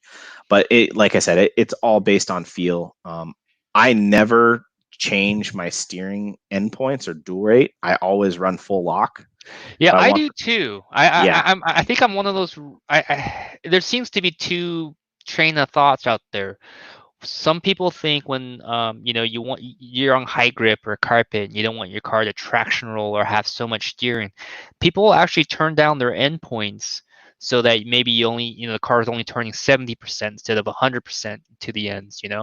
And I've never wrapped my head around giving your car less steering, because then at that point when you're steering this on the radio, you're not. It's not the same. It's not like you get different steering as you're rolling or as you're speeding, because the servo is not locked. It kind of can move around as you force it to steer. yeah. Hold on one sec. I'm in that same boat. Like, the problem with the steering is that we get so much throw in the steering of like a 2-wheel drive buggy that when you get past like maybe 70%, you could, let's say you turn your dual rate so that the tire only goes 70%, you could probably take that inside tire and flop it all the way to 100%, because that steering link is getting really close to being in line, and obviously everything's going to have a little bit of play in it. So the only way to like really control how much the tires can turn is not to turn the dual rate down, but to actually use the set screws and the caster blocks to limit the Right. amount of travel, and then set your travels Yeah. down to where, okay, you're not, the inside wheel doesn't turn as far, but it still locks out. I think it's Right. really important that the tire locks out. I think so too. Um, It gives you a more predictable, like more consistent steering when you're at that limit, because sometimes, like I said, when you have 70%, you can kind of turn the inside a little bit more and less, and that kind of will be controlled to how fast the car is going and turning. So you get a little bit more steering at a low speed or less steering at higher. You know what I mean? So it's like yeah. it just And, kind of. I never really thought that was a great way to kind of to dial in your steering, or how much steering, or how aggressive your car is. I always let my car steer 100, and then I just kind of change the other parameters around my car to make it more easy to drive. yeah, I think some people do it as like a last second fix, like, oh, they do warm up and like, oh, my car has too much steering, like let's turn it down a little bit. And Right. I generally feel like if you put your car on the track, like most tracks, there's a turn on the track. Like if you just roll at like a really slow speed, like you need full lock to make it around the tightest turn. So Yeah. if you start turning it down, then if it still feels like your car's turning better at speed than it is when you roll, that just means the rear end is sliding. So then that's where you want to kind of dial in a little bit more rear grip, so you don't have to turn that steering down or maybe take a little front grip away. So Right. All right. So next question. Yeah. So Brian's kind of agreeing with your practice style, where you rebuild the diff, and you're gonna have a better practice afterwards instead of just kind of running the car out with a blown out diff. All right, here's an interesting question. Mark Henry. Hey guys, is there any talk about a mini truggy? I'd love to get rid of my Techno. Right now we don't have a definitive plan to work on that. It kind of came and feels like it's kind of faded a bit. Yeah. I know the guys that have them absolutely love them, and I know a lot of people that talk very highly of them. Mm. But we're not confident that there's enough of a market there to launch a full project yet. I would check out, if you're interested in converting a 22X4 into a mini truggy, I would check out the Team Velocity conversion kit. I looked they're at working that on thing. one. Yeah, I watched the video. They're working on it. They got a testing going on, and it looks awesome on the track. So, if you do want to take one of your 22X4s and make it into a mini truggy, like Frank said, I don't think we're gonna be working on one ourselves, but the Velocity one looks pretty promising. It looks bitchin' to drive, man. It looks, it looks. I kind of almost want to get a kit just to get one of those conversions and just mash around, you know what I mean? Like, it would be pretty fun. All right, so let's move on here. Okay. Okay. Any plans to start adding the tuning tips like Ryan Denver talked about with the 8XT? Yeah, we have a plan for that for the next electric release. So we're working on. I helped Ryan a little bit with his tuning guide. I mean, he did almost all of it. He did a great job with it. I just kind of looked over some things. And then we're both working on setup. So we have some new setup sheets coming for the 2-wheel drive and the 4-wheel drive that are like a lot easier to look at, a lot easier to read style. And those are actually with the web team now. Hopefully we can get them on the site relatively soon. But yeah, it's always been important, and we've always known that it was an area that we could improve, and it just wasn't a high enough priority for a while. And we got some feedback from someone that really kind of struck a chord, and we immediately kind of moved forward on trying to improve those things. So obviously it's a tough situation to try and go back and work on projects that are already out. So the next vehicle that comes out will get a moving tuning forward, guide. hopefully. Yeah. From moving forward from this point on. Brian Eckert, we kind of talked about this a little bit. Quick question: 22X4 comes with thin pistons. Are there any scenarios or situations where TLR guys prefer the standard thickness pistons? What scenarios do you think would be a standard piston thickness versus a thin? Or are you so confident that it's just thin pistons all the time? I haven't found one. I every time I've tried standard pistons, even if for like a minute you think maybe there's something there, as soon as you put thin pistons back in, and this goes back to when you test things doing back to back, as soon as you put thin pistons back in the car, it's like, what was I doing? I'm wasting my time. So yeah. I mean, Aaron Kaufman has found some situations where he's liked them, but I'm very, very pro thin piston in every circumstance. So Matthew Kessel, man, I just got into the sport 2 months ago. I'm really kicking myself that I was pushed towards the B74. Really want to swap over to the 22X4. I love his comment. I love his photo. I love his photo. Dude, that's this right there made my night. Thank you, Matthew. Right there. This comment is kick ass. The photo is dope. I love everything about it, dude. Matthew, you rock. Thanks for writing that. That makes my evening, man. And the photo too. I love that movie. Yeah, it's a great one. It's a really good one. All right, so let's see what else we got. Here we go. Tom Bolger, man, Cav should come back home to TLR. Do you remember when Cav ran TLR? I remember when he switched. Like I wasn't around racing at that time when he made the switch over to TLR for a couple of years, did the Trinity thing, ran the black and yellow, but yeah. So he never. Just to be clear, he never ran for TLR. He ran. No, he actually didn't. He ran for Team Losi. because there wasn't even TLR didn't exist back then. Oh So yeah, and he ran the he four-wheel ran. only, right? No, he No, no, ran no, no. two. He ran. Yeah, Yeah, he okay. started kind of under Kinwald when Kinwald ran for Team Losi, and he ran all the way up until April 2004. Yeah, so he ran the 03 World, 02 Worlds. He won 4-wheel drive, and then he switched after Cactus before the Team Losi race in 2004. And I remember going into SoCal on like a Tuesday and him being there with Brent and Coach, and they were like first day at the track getting him dialed in. So I remember him leaving. Bummer. But yeah, I mean, it's kind of, there's only a handful of guys that can win races. Cav is one of those guys, and as long as guys are capable of winning, Are and you? they're going to be on our radar. And there's, you're obviously the team manager, and never say never.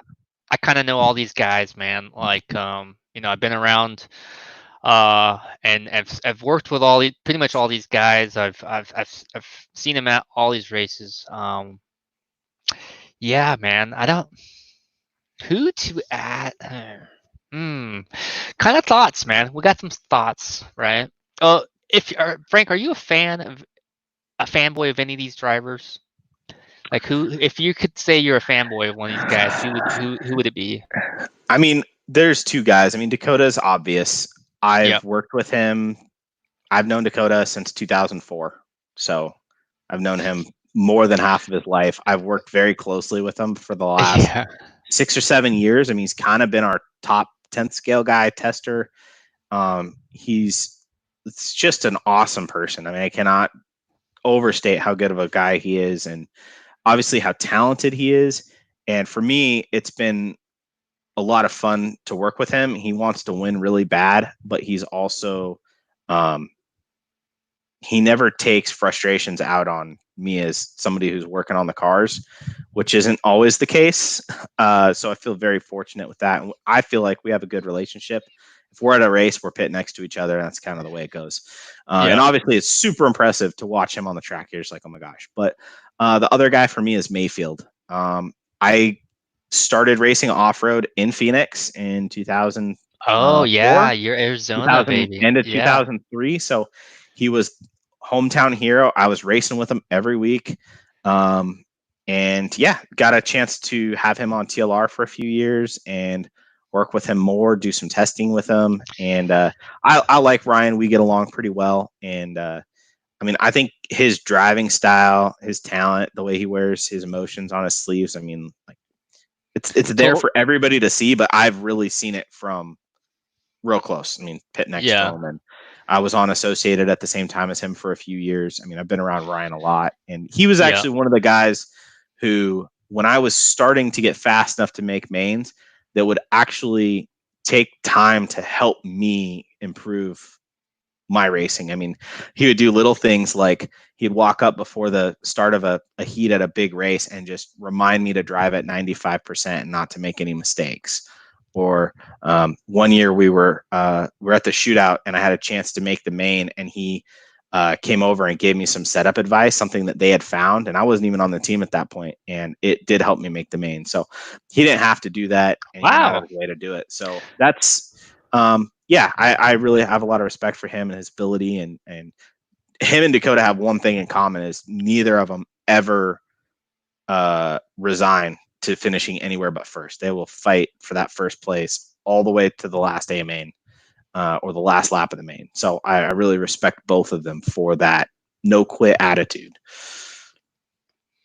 Yeah, Mayfield is definitely it's really weird. Like my relationship with Mayfield is kind of strange in a way that I kind of just let him do his own thing. You know what I mean? Like I never tried to be a part of his program. I didn't force myself to be a part of his group. I just did my own thing, and I think over the years he kind of respected that. He didn't he respected that I didn't try to I guess be fake and buddy up and try to, you know what I mean? Like I just let him do his thing. He was one of the really few drivers that I would just let, trust to figure it out. You know what I mean? Like I didn't have to hold his hand. I didn't have to, hey, what's going on. It was just he would figure everything out himself. So it was very easy to work with. A lot of people might think he's tough to work with because of his personality and what you see in the pits, or maybe some of the comments that you read. But he's just, he can do everything, from car setup to cleats to maintenance to the mental stuff. The tire choices. He is a one-man show. He's freaking remarkable. Well, the thing is, like, he'll get fired up, but it's okay because he only gets fired up because he cares. And it's only for a short time too, he'll care like 10 minutes, and after that he'll blow off the steam, and he's just like, and then you'll ask him, hey man, you're right, what do you talk about? It's like, oh, okay, never mind. You're okay. It's like, dude, don't even talk to me about that stuff right now. I'm on to the next thing already. It's like, oh, okay, sorry. So very, very cool guy to work with. And honestly, I think a lot of people kind of see a certain side and maybe his emotions, and kind of gets sometimes a bad rap. Some people really love it though. All right, we got a moving on, so we don't take forever here. We're already at 2 hours and 30 minutes into this. We're gonna wind it down as we close out some of these questions. Teresa wants to know, Frank, how would you set up a drag racer? Have you done much of the drag racing stuff yet? None of it. I actually, so I talked to Todd. Me and Dakota, we're gonna be making drag cars, right? We're gonna go. We're gonna get some SCTs, convert them over, and build some drag cars. And then I'm gonna go over to where Dakota's at, and I'm gonna race him one-on-one. And it's gonna be recorded. I'm gonna talk some trash to him, and we're gonna have some fun building some drag cars, trying something different. And playing with RC cars still, using our RC knowledge, using the TLR products. We're gonna jump in. I got my setup already going. I made a list. Dakota's got his thing going. So we're gonna one of these days I'm gonna be over there. We're gonna have a little build session. We're gonna have a little pump up video, and then we're gonna have a me versus Dakota one-on-one drag racing, no prep, baby. I like it. It's gonna be awesome. So you guys check that out in the future. Me and Dakota will be building drag cars, and I'm going to smoke him because I do not care if he's a 20+ national champion. I don't care. It's a straight line. It's a straight line, I don't care. I don't care. Yeah, there's no turns. He can't out corner speed me. So I just gotta jump him, beat him down to the lights, and then I can claim that I beat Dakota Fent. So this might be the only time I ever beat him at anything in terms of racing. So but all seriousness, we just want to have some fun. I thought it'd be a good way to play around with some cars, build a. I think there's a lot of interest in drag racing right now, so we're gonna explore that a little bit, have some fun, do some videos, talk about some of the things that we're learning, and share it with you guys. So if you guys want to build a drag car with us or follow along the story, we'll have that kind of coming out in the future. So so Teresa, Frank doesn't know nothing about drag racers right now. He's still green. He's still learning. I mean, I have like ideas. Like if I was gonna start drag racing, like I would drive it down like twice, and I'd be like, "All right, let's go." Like I have some ideas, but without ever trying it, I just don't know if any of those ideas would work or not. So, yeah, I'd hate to recommend something that would be totally terrible, possibly. So, Toss Siler is like, "Hey, dude, send me your address for some wall art." I'm like, "Well, I'm only going to be in this room for less than another month, so nah, I don't think I'll need some wall art. I know it's pretty nothing back there. Just yeah. If I move it over, I can show you over here. I got some prototype stuff over here, but I can't show you that stuff. So no, I actually don't have any prototype things. So I definitely can't move my camera either way. I just playing. We can't see. I'm not Ryan Dunford. I don't got a prototype thing. So all right. So yeah, Paul here in another great comment. People sometimes make too many adjustments at one time. It's because when you do that, you can't really tell what's working. You can't really take the good bits and say, okay, I like this bit, and I can change this rest. When you change a lot, you don't really know what's actually the good parts and the bad parts. You're kind of guessing. So keep it simple, Frank. One setup at a time, one adjustment at a time, usually for you. Yeah, I didn't really mention that before because for me, that's kind of like common Yeah. knowledge, or that's common sense. It's kind of assumed. Like if you're trying things on your car, one change at a time. The only time that I'll change more than one thing at a time is when I'm at a race and I know the result of the things that I'm changing. I'm not testing. I'm not trying to figure something out. I'm actually just like, okay, the track is here. It's changing this way. I want my car to be there for the next run, and I'm going to make this 2 or 3 changes to kind of do that all at once. Yeah, so like Anthony Wheeler stating, got a few guys that do that all the time around me.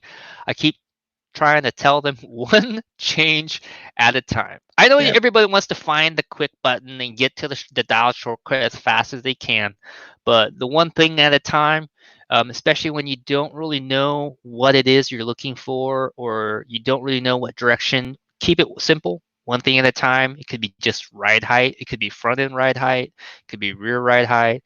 It could be springs. It could be a ball stud washer. It could be a shock location. But when you keep it simple, one thing at a time, you know exactly what you're changing. And then, like Frank said, you go back to the old setup or the old part, and then you can kind of really get a back-to-back feel from old to new and back to old. And it doesn't hurt to go back to new again and try that again. You know what I mean? That way you can really kind of solidify what you really prefer and what you like and what the differences are. All right. So, good question here, man. Steve Trickler getting advanced. When would you change the stiffness of the spring versus the viscosity of the oil in the shocks? Or Okay, like you so said, together. yeah, so the way I like to think about it is, and I got this from Paul Lemieux, Motive, Oh, right? He used to run for Motive, Team Mr. Losi. Motive. Yeah. So, all right, awesome story. I was like 19. I lived in Phoenix, and we raced at this indoor. It was actually Hobby Action. It was the original Hobby Action, owned owned by Craig Nelson, and we had an indoor carpet track. Oh, And for 1 year, Paul Lemieux lived in Phoenix. He was at the time the best carpet touring car racer in the world, hands down, no questions asked. So he came out world, to not Phoenix. just US, No, in world. the world, period. He Wow. went to MMI. So he moved to Phoenix to go to MMI. And so, like, we're all just geeking, like, we're local fast guys, but this guy just eats us for lunch, right? So we're at the track one night, and he tells me this, and my friend Ben, and he's basically like, okay, springs are how much the car can roll, and oil is how fast the car is going to roll. And I said, okay. And he's Mm. kind of like, oh, like, all right, I'll show you guys what's up. So he took his shocks off of his triple XS, dumped all the oil out of the shocks, and put them back on his car bone dry with springs, and went out in the main. We were running 19 turn touring car, went out in the main and still lapped us twice on With no oil. foam tire carpet. Like, anybody that's run foam tire carpet has a concept of how insanely hard those cars were to drive when everything was perfect because it all happened so fast. He did it with no oil in the shocks. So he kind of Wow. proved a point that night. So generally, yeah, it's springs are how far the car rolls, and then oil is how quickly it rolls. And when I say roll, it's really roll and return. Mm, So if you run a stiffer spring, the car is gonna not roll as much, and return it's going to fast. square up. It's going to square up faster. And when you thicken the oil, it's not going to roll as quickly, and it's going to return more slowly. So you need, like I was talking before, you kind of need them to match. Generally, we don't we don't we don't tend to change. We tend to change springs more for balance, like front to rear. And we tend to change oil more for changing grip levels. So, like at Desert Classic, like if the rear end of the car is rolling too much or the front end's rolling too much, we might go up like a spring rate on one end or the other. But if the track just feels like, oh my gosh, the grip is getting so high and the car is getting kind of nervous, edgy, and it feels like the car is doing things faster than I can do them as a driver, then you just go up 2.5 way all the way around. It just slows the car down a little bit. So that There you go. A good guideline right there. Paul, once again, asking formula to adjusting first to last when you are questioning. I don't know. Okay. Say ride height first, shock oil, Okay, so the order of what you Mhm. change, I guess, from first to last. Is there like a formula that you follow? Like, first thing is maybe checking ride height. Next is checking oil, viscosity, making sure that's right. And then the other one is maybe making sure your springs are right. Is there like a pattern or a step that you kind of go? Step one is this. Step two is this. Step three is that. Okay, so a lot of this goes back to the feel. Usually you can feel what needs changing. So it's like when I go testing, I try to have a general idea, like I want to try these few things.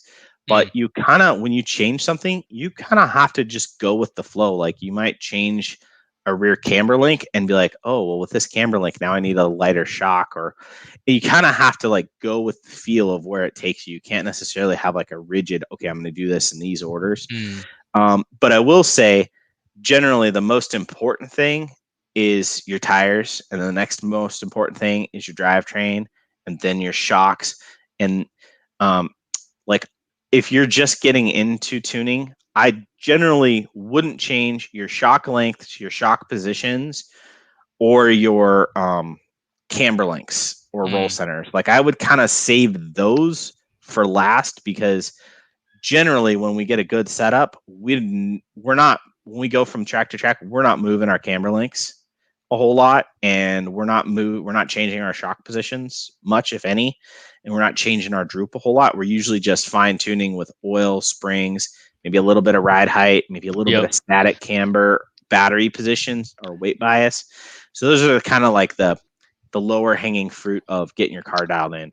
But First step number though is shock is tires. tires. There you go. Always. Yeah.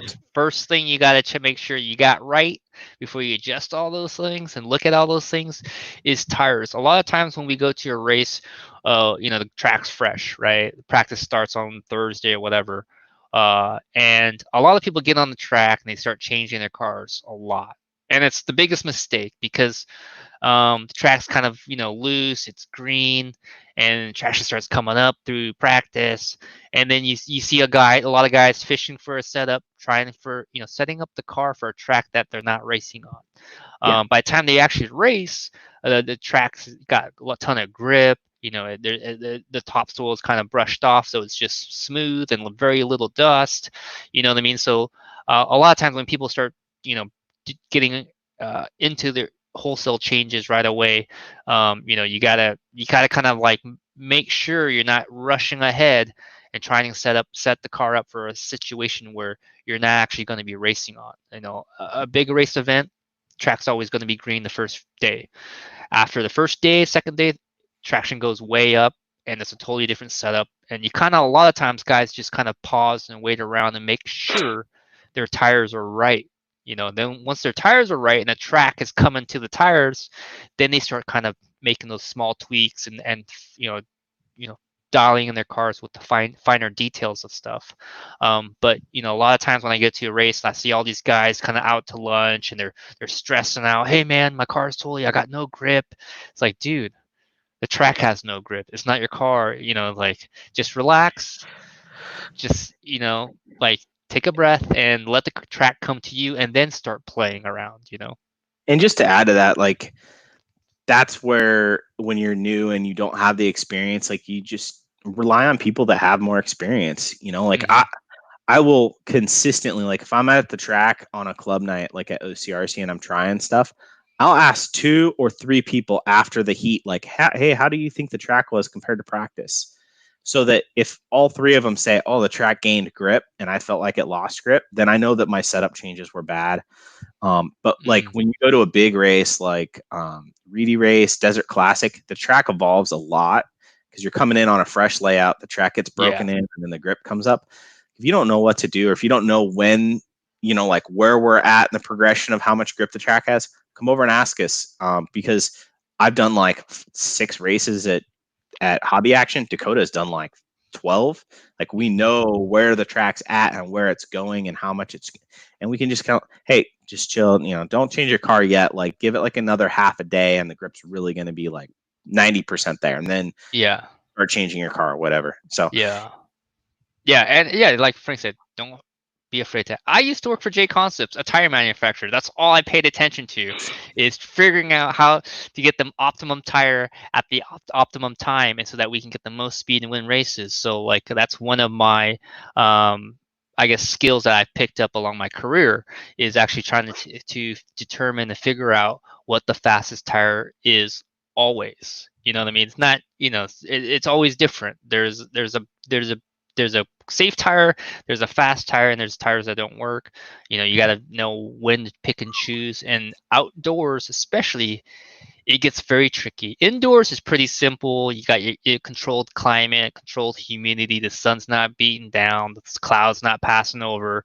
It's controlled, so it's very simple indoors. Outdoors, man, you could be one tire in the morning, one tire in the afternoon, one tire in the evening, and all over the place. From pins to bars to slicks, it can get nuts. So yeah, ask somebody on TLR or any of the team drivers about, especially a local, about how the track is changing.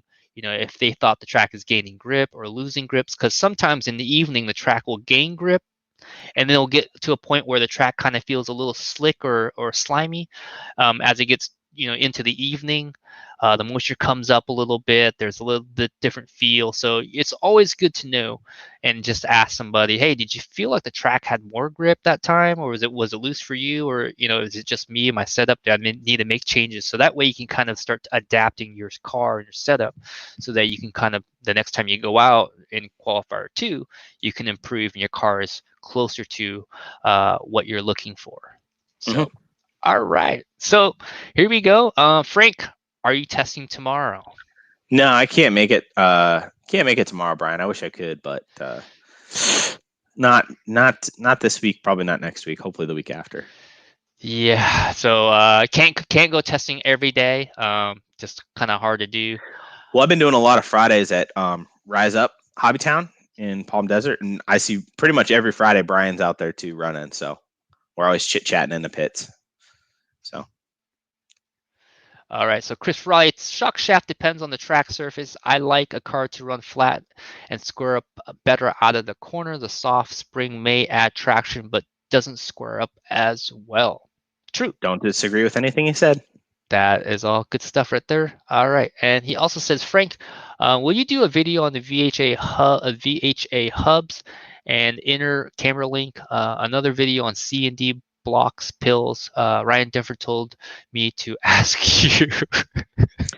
I mean, I'll just real quick. Thanks, Ryan. Yeah, Thanks, buddy. no, I do the same thing because I had a guy reach out to me yesterday. He's like, "Hey, can I get a setup for starting at Thunder Alley?" And I'm like, "Dude, I haven't run 8th scale since 2010. Like, I'm the last guy to ask." So I sent him to Dunford, and Dunford does the same because he hasn't run a whole lot of 10 scale the last couple of years. Just real quick, like on the rear camera link on our 2-wheel, we always run hole number 2 on the inside. We never run hole number 3, hole number 1, like every once in a blue moon, but lets the car roll more, but it doesn't seem to square up super awesome. And just number 2 seems to be a good bounce. As far as the outside goes, the shorter the camber link or the further it is towards the center of the car, the stiffer the car is going to feel, but the more side bite it's going to have. I tend to run a little like kind of in between of a link. Because if you run really long, it makes the car really soft and just feels like it rolls a lot. So sluggish and stays. Yeah, it's really good when the grip's back low. But yeah, it doesn't really square up a whole lot. So, and then in terms of the C&D block pills, basically, if you're running middle on our car, it's 2 degrees of anti-squat and 3 degrees of toe. As you increase anti-squat, the car drives more square. So it rotates quicker and wants to go straight, drives more square, right? We generally run either 1.5 or 2. We really don't run too much more or less than that. Rear toe, 3 degrees is pretty standard. I usually run 3.5 or 3, one of the two. The setup that I have posted from Desert Classic or from Hobby Action, it was actually the Kenwald Memorial Race. I actually ran 2.5 degrees of anti-squat, 3.5 toe. It's a really, really stable rear end, jumps and lands well. but maybe a little bit locked in for some people, especially if you're racing stock. If you lower the pins, you're going to increase forward bite and you're going to decrease side bite. And if you raise the pins, you increase side bite and decrease forward bite.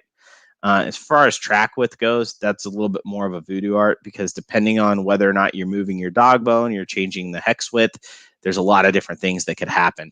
But so we'll probably get into that another day, because that's one of those changes where like 5 things change when that happens. So Yeah. it's a little complex. All right. Can you guys talk about the bone length? Difference between 5.0, 67, 68, 22X4, 67, 68 millimeter bones. All What's right. up with that? So the X67 and X68 bones, which came out with the 22X4, have less lockup than the original 67 and 68 bones. I recommend running them all of the time, 2-wheel drive, 4-wheel drive, clay carpet. I don't feel like there's a real good reason to run the original 67 to 68 bones. Nobody on the team that I know of is running them. Everybody's running the new X67 or X68 bones. We generally run X67 bones on clay and X68s on carpet. The difference is obviously it's a millimeter in length, but more or less we run the axle CV location number 1 and number 2 with the 67 bones, and number 3 and number 4 with a 68 bone, and it puts the pin back into the correct location in the outdrive. When you run a 68 bone and you're moving that CV location further into that outside wheel, it lets the car square up less, which on carpet allows you to accelerate without having the car square up, so you can accelerate earlier in the turn. On clay, we tend to like a little bit more of that kind of squaring up feel, and we usually run hole number 2 with the 67 bone. Boom. Boom. All right. Yeah. A lot of info right there. A lot of detail. This is a good comment here. Tom Bolger. I've been running Kyosho Gold rear springs on my 2-wheel buggy for 2 years on every track, and it's been dialed for me. I'm with Tom. I like this. For some reason, I really like the Kyosho Gold rear spring on my car. Every time I run a different spring, I put it back on. I'm just like, why did I even move away from this? For me, it feels like it gives the right kind of feel. I don't know. It's just like a really good spring for me. I've tried Kyosho springs. I've had times where I thought they were good. I've had times where I thought I preferred something else, but I've never thought that they were so much better that they were worth the $25 versus the normal $5 or $7. And just as a principle, I don't want to put out a setup that requires $50 worth of spring. No, I mean, yeah. So it's not. I'm not saying they're not good. It's just, no, they're not. I got them gold dust. Yeah, no, I got them as because I was a Kyosho team driver, so Yeah. that's what we ran. And then as I moved on, I just kept them, so I already had them. So yeah, they're not cheap springs. They're not. I wouldn't say they're. God, if you're penny pinching, and if you said, "Hey, try to spend the money on $25 instead of gold Kyosho springs or a $5 set of, TLR whites," if money's a thing to you, I would just run the TLR whites. If money's not a thing to you, just buy whatever you want. Buy every spring. Buy it all. Try it all. Do it everything. Buy a Lamborghini, whatever. You know what I mean? Like, at that point, it doesn't really matter, right? If you have tons of money. But for most people, $5 spring will do the job. It's adequate. Your driving isn't going to be above and beyond the spring. Dakota uses the $5 spring, right? Yeah. All right, so let's move on.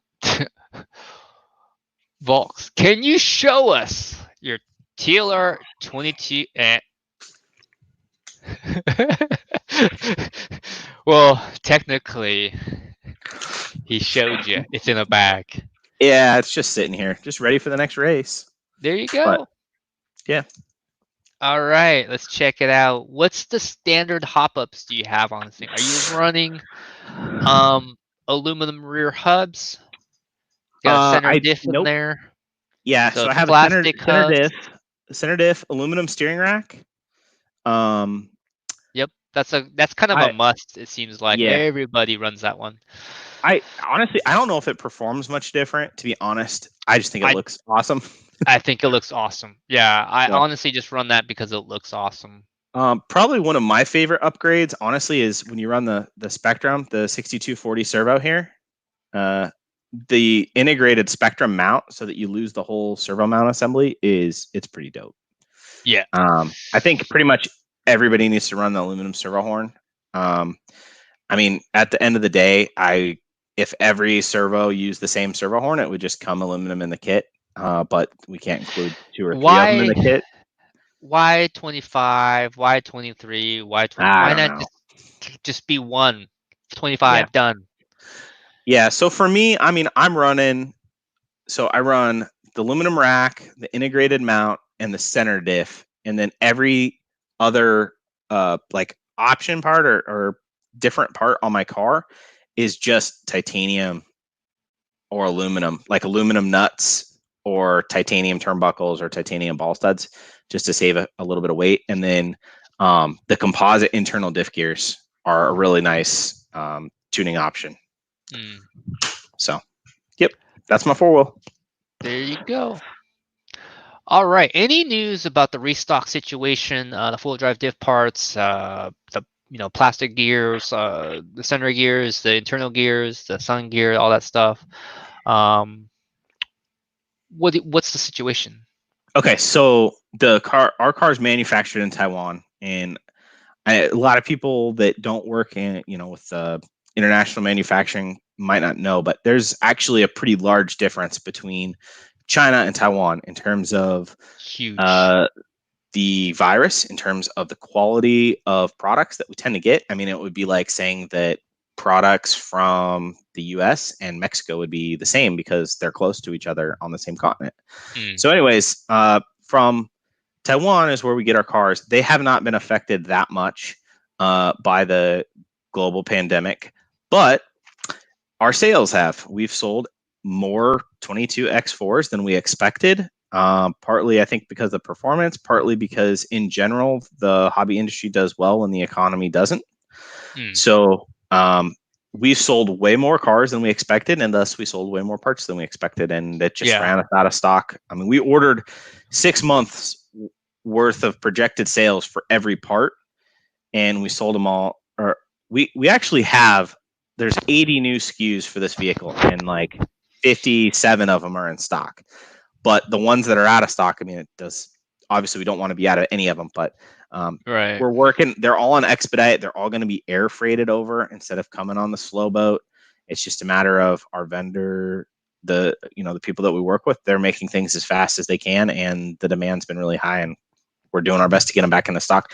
The date I saw, like the latest date I saw on anything, I think is like the first week of August, which still isn't super close, but we're working on it. So hopefully everything we'll be in a good stock situation in about 5 or 6 weeks on hopefully everything for the four wheel.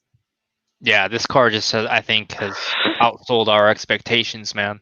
Well, and another thing to keep in mind is that like 10th scale racing is very seasonal. I mean, we're definitely our slowest months are usually June, July, and August, and like we're doing like our normal like Yeah. midwinter kind of like right Yeah. now. So it's one of those things like not only did we're projected to be a little bit slower during this time, and we're not actually slower, we're actually busier. So it's Mm. it's just kind of a bunch of things cascaded onto itself that led us into this situation. So we're working hard to get everything back into stock, though.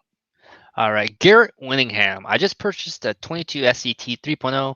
What are some tips and tricks on building this truck? Anything that you've experienced with that thing that you can give them a Um, hand on? yeah, I would just say take your time. I would also say if you watch some of like the 22X4 build series, even though they're completely different vehicles, the processes and some of the tips, especially for like building the shocks, like they're going to be relatively similar. So you can, if you watch even like one or two of those videos, you'll pick up a lot of tips that will translate into building any other vehicle, even a non TLR vehicle. So I would, take a few minutes to watch those. I definitely recommend watching the Diff and Slipper videos that we have on YouTube because that's one of the hardest things to set, and uh, it's easy to get it wrong. But if you watch those videos, it'll be really easy to get it right. So, and enjoy your build and have fun at the track. All right, there you go. Um, let's see. Can you talk about wing positions in terms of degrees of two-wheel versus four-wheel, and also how low to cut the gurney in the back and how that affects the way the car drives? Yeah, so the more I call it a wicker is the vertical portion. Usually a gurney flap is actually when you have Forward a bend. vertical, yeah, you have actually have something that comes over and traps that air. So like our 8th scale buggies, they do have a gurney option, but yeah, we run the wicker on the 10th scale, and generally we run we cut to the second line up on clay, and then on carpet I cut like halfway between the lowest line and the base. I run really low downforce on carpet. I pretty much always run 4 degrees of wing angle on two wheel. We're even when the grip's really high, don't necessarily want to take grip out of the car. You just want to add more grip to the front. And then on carpet, though, I'm running like 0 degree wing angle on both cars, and then just cut the wing down because freeing up the car really helps on carpet with lap times. All right. So let's see. Jared Coley, father of Braxton Coley, they actually ran a 22 5.0 Elite at the Judge race over there, Oh, nice. and he won. Yeah, no, this thing is Awesome. dialed. Congrats. Yeah, so if you guys don't know who Braxton Coley is, or Jared Coley, he is actually the father of Braxton Coley, who is a techno driver. But Braxton's running the TLR 22 5.0 Elite on carpet. As for his two wheel, since techno doesn't have a two wheel, he elected to go the TLR route. And yeah, he's super fast with this car. They actually really like it on carpet, so they think it's fantastic. He's been winning a lot with it. Him and JR and another dude from AE, they battled, and Braxton actually won. Nice. Yeah, so definitely like it, jiving well with the TLR 2 wheel here. All right, let's see. How does running different offset wheels affect the car? Example, Proline wheels. Do they have a different offset? Depends on which Proline wheel you get. Like Proline has multiple two-wheel drive front wheels and a couple different rear wheels. Basically, most cars are basically optimized to be pretty close to maximum width. So really the car's geometry, like you don't really want to be changing the width of the car, the offset with different wheels. Like generally you want to keep the wheel offset about the same because it's really powerful. In the front or the rear, like it's usually best to run the same wheels and then use the hexes or axle adjustment to change that offset. So Gotcha. it depends. If you go wider in the rear, like move the wheel away from the outer hinge pin, it'll usually drive a little bit flatter and a little more supported. And if you go narrower, the opposite, usually the narrower you are, it jumps and lands better. And then in the front, the wider you go, the more rotation you have, but the more it kind of jacks the car in the turn. So when you run narrower, the car tends to roll through the turn faster and stay flatter. There you go. Pretty simplified, but that's the gist. That's the 2 cent version, as Dunford would call it. Well, this is the 2 cent version of how a motion shock works. I'm like, awesome. 2 cents, baby. I love it. So okay, here we go. You said two gear diff on carpet became standard, but what with 100,000? That's I think the last time I ran 2 gear on carpet was Beachland in Florida. Huge track, lots of grip. I think Cav and all those guys ended up running 2K or 2 gears was 60K or so. Was kind of like where they're playing around with. Yeah, I've tried the super thick oil. I wasn't all about it. I generally go between 7 and like 12 and a half. With 2 gears. Yeah, I almost always run 12 and a half or 10. I barely ever run 7. It does depend, I think, on the other parts of the setup of your car. It depends on which brand of tires and tread and compound you're running and how much power you're running. So like when I run mod, I'm running a lot more power. And if I'm running a softer compound tire or especially on a tighter track, I'll tend to run thicker oil so the car doesn't diff out as much on power. If you're running a stiffer tire that's gonna, kind of stick its lugs in the carpet more, or you're running like a larger, more sweeping track, then you can probably afford to run a little bit thinner because you're not going to diff out as much under heavy acceleration. All right, so Shane McCall says 22 AC with Elite rear hub, 2 composite gear, 10K thin pistons, 3 mil shaft is fire on turf. So that's a good setup right there. What Shane just said, this whole little spiel, that's something to try right there. And no disagreements with anything he posted. Nope, that's a good setup on turf carpet. I would just kind of guess the oil 37, 32-ish, maybe higher. Start from there and go up and see what you like best. Everything else, 2 gears, 10K, thin piston, 3 shaft, that right there is a good starting point. You just don't run 2 composite gears in mod for spec only. Yeah. So there you go. We've got, let's see, Philippe Bonet says, we need a setup for full and two-wheel on really loose dirt and hole shot tires. All right, so 4-wheel setup. Take Dakota's setup from Hobby Action, go 40-35 and put 200K in the center diff and 19 millimeters of ride height. That's exactly what he ran at Worlds. That's probably a good start. 2-wheel drive, we just don't run on those surfaces here in the US. Like that, those tracks are very infrequent, and there haven't been any big races. Like there's been no, I haven't been on one. Dakota hasn't been on one. We had some TLR champs back in the 4.0 days when we ran lay down 4.0s on those types of surface, and all we did was move the battery back, I want to say we went down to like 25 or shock oil, and like went up on ride height to like 22, 23. And that was about it. And we really didn't change the cars a whole lot. And I will say that lay down cars maybe aren't the most comfortable to drive on that type of surface, but they're faster. And it's just, it's weird, man. They're pain in the butt to drive, but when you compare the times, it's lay not down even cars close. Faster. Yeah, even if you feel like you're all over the place. Yeah, it's such a weird thing. Like you can't go straight, you can't accelerate out of turns, but then you look at the lap times, the lay down car usually is faster. Don't know why. Yeah, we went to a low grip track like that, and I took a stand up car, and Dakota took a lay down car, so we could just kind of like see where things were at, and like it wasn't even close. The lay down car was way better. Wow. Okay, so Ryan Yamasaki, great info. Raced for the first time in full wheel on a clay track last week in the LSR. I was slow, but it was a blast. Can't wait to get back to the track again. Hey, that's Ryan, what it's about, man. That's one of our team drivers, Derek Stephenson and Rob Moot. That's their home track. They're great ambassadors for TLR. And if you need any help with your 22X4, both of them are awesome guys and very approachable.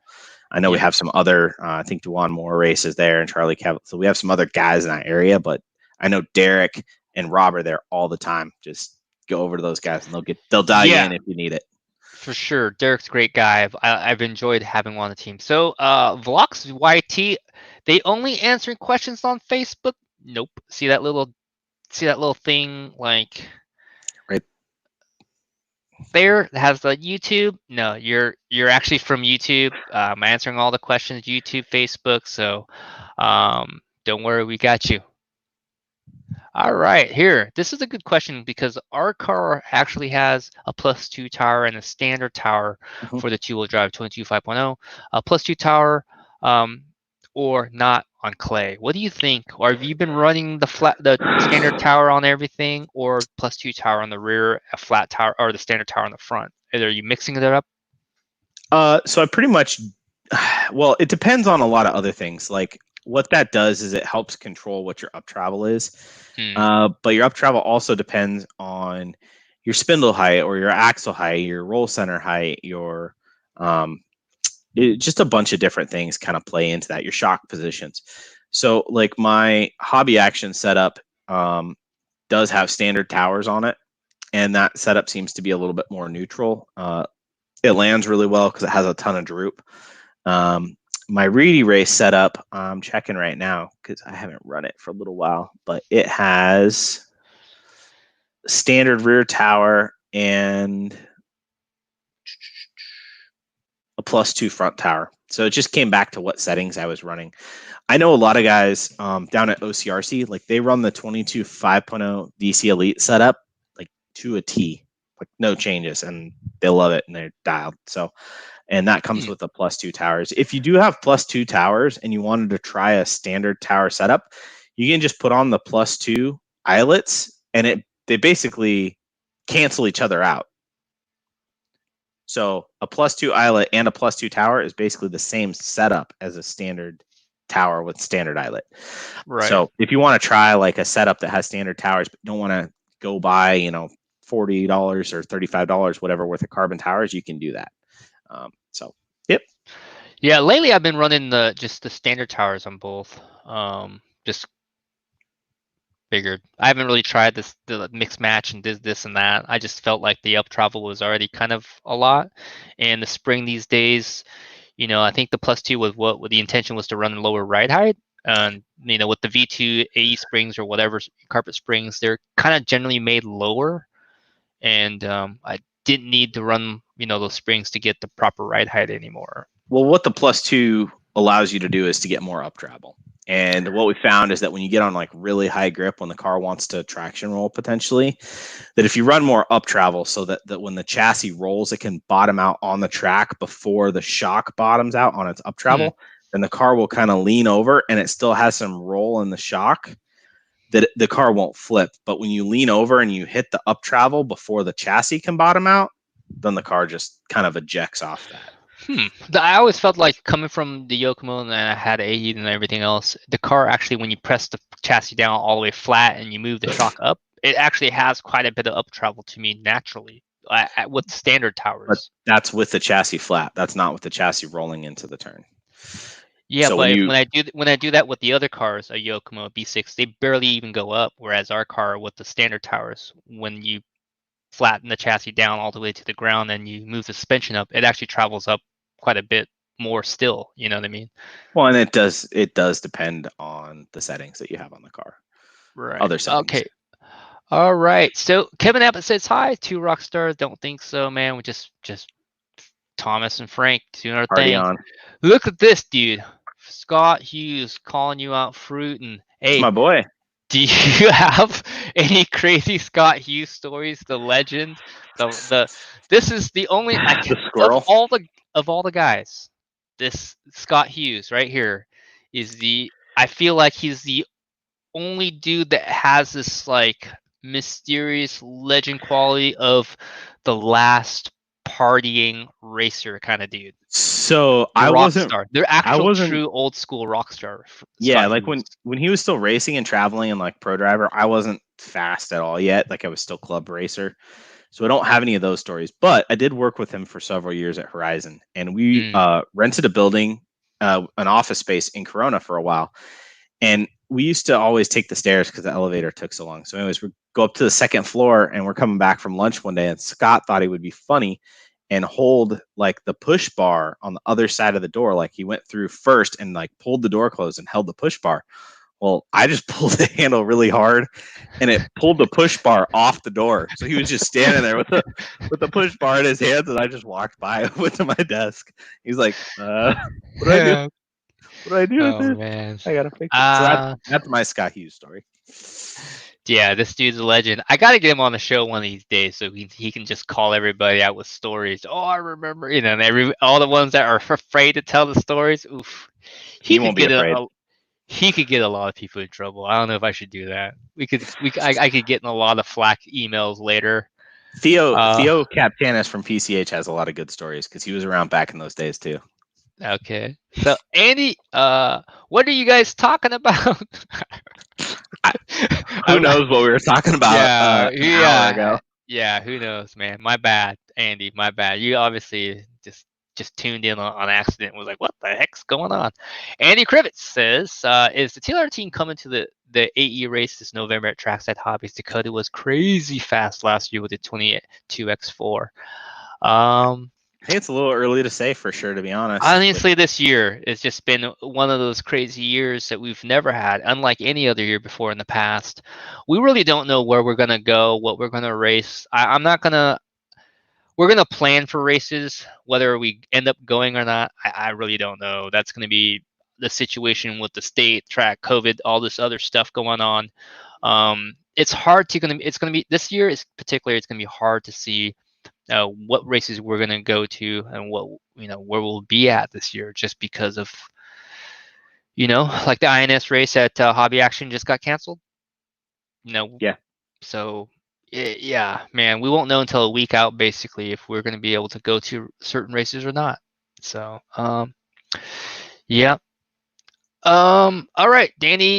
You want to maybe check out the show last week? I was on with Ryan Dunford talking about all nitro cars. So yeah, there you go. What are your thoughts on programmable servos? Are they the next big things? What can you program with the programmable servos? Like, I know like Ungaro supposedly has programmable servos. What they program on it, I really don't know. I know there's certain parameters they adjust that has some sort of speed differences. I'm so focused on the chassis because that's what I'm responsible for developing that I usually don't really kind of delve into those other areas a whole lot. So I have never run or really looked into a programmable servo, and I probably won't until it becomes something that Spectrum works on and develops and asks me to test. So I don't have a good answer for that because I would not be the expert. Dunford Yeah. might know a little bit about that because he does run. It seems Well, like he runs Spectrum programmable servos too. servos. So Yeah, I think programmable servos are a little bit kind of more in 8 scale. I don't know. Would you run it a programmable servo in 10 scale? I don't really know that there's settings that I necessarily Yeah, I just don't. need that I don't have yet, but I mean, who knows? I honestly, I just don't know. All right. Jonathan Gagnon is asking, where is the best place to post TLR questions when you guys are not online like tonight? What's the best way to get a hold of us? Well, if you have, well, first of all, like there's only 4 or 5 of us that work at Horizon, and we're not going to be online all night every night, so or work for TLR. I would say post them in either 22 Empire or the Team Losi Racing group on Facebook. They're 2 groups that have a large user base, a lot of members. Yep. And most of the questions that most of the questions that get posted in there get answered correctly by somebody before I see it.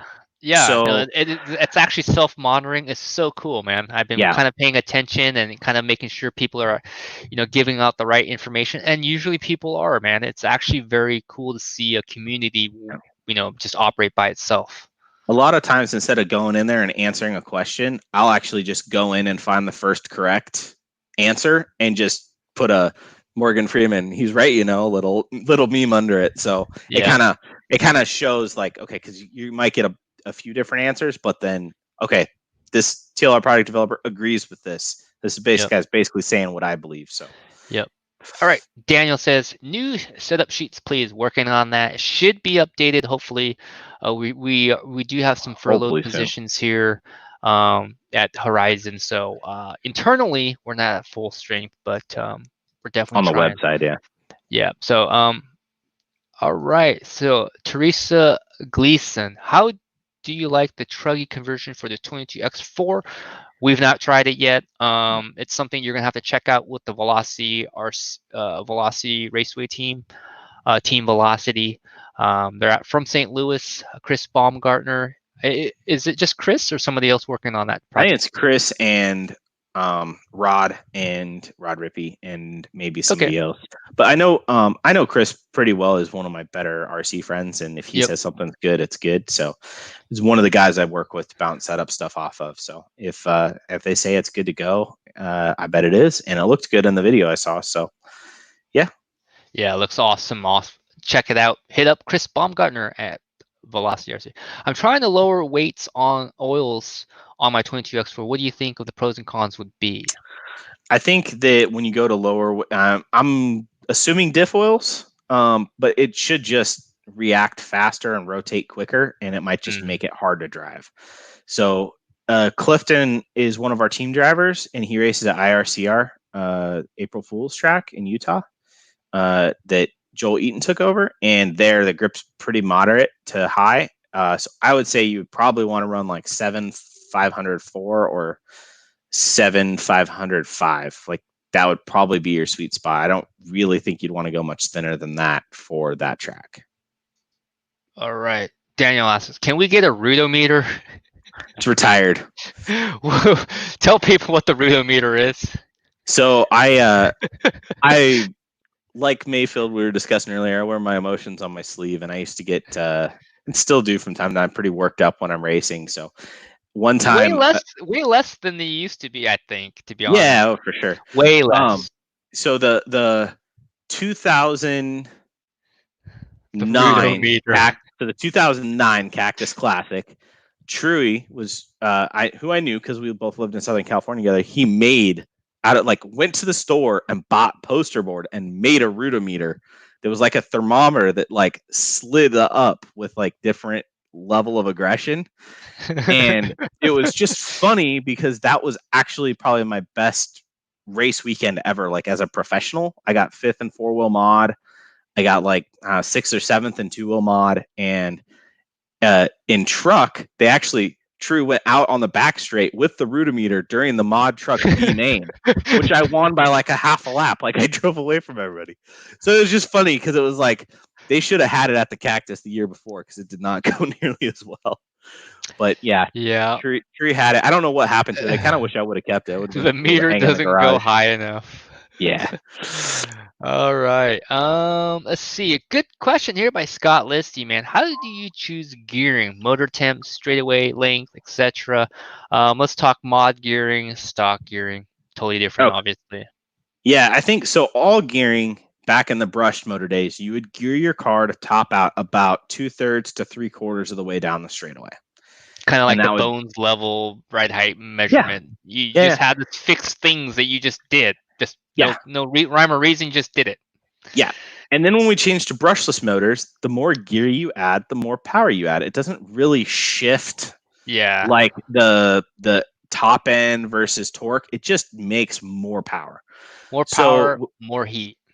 Yeah. So with stock motors, and I don't race a ton of stock, but when I do race stock, I gear for fade. So I want my motor to kind of fade the power a little bit between 4 minutes, 30 seconds, and 5 minutes.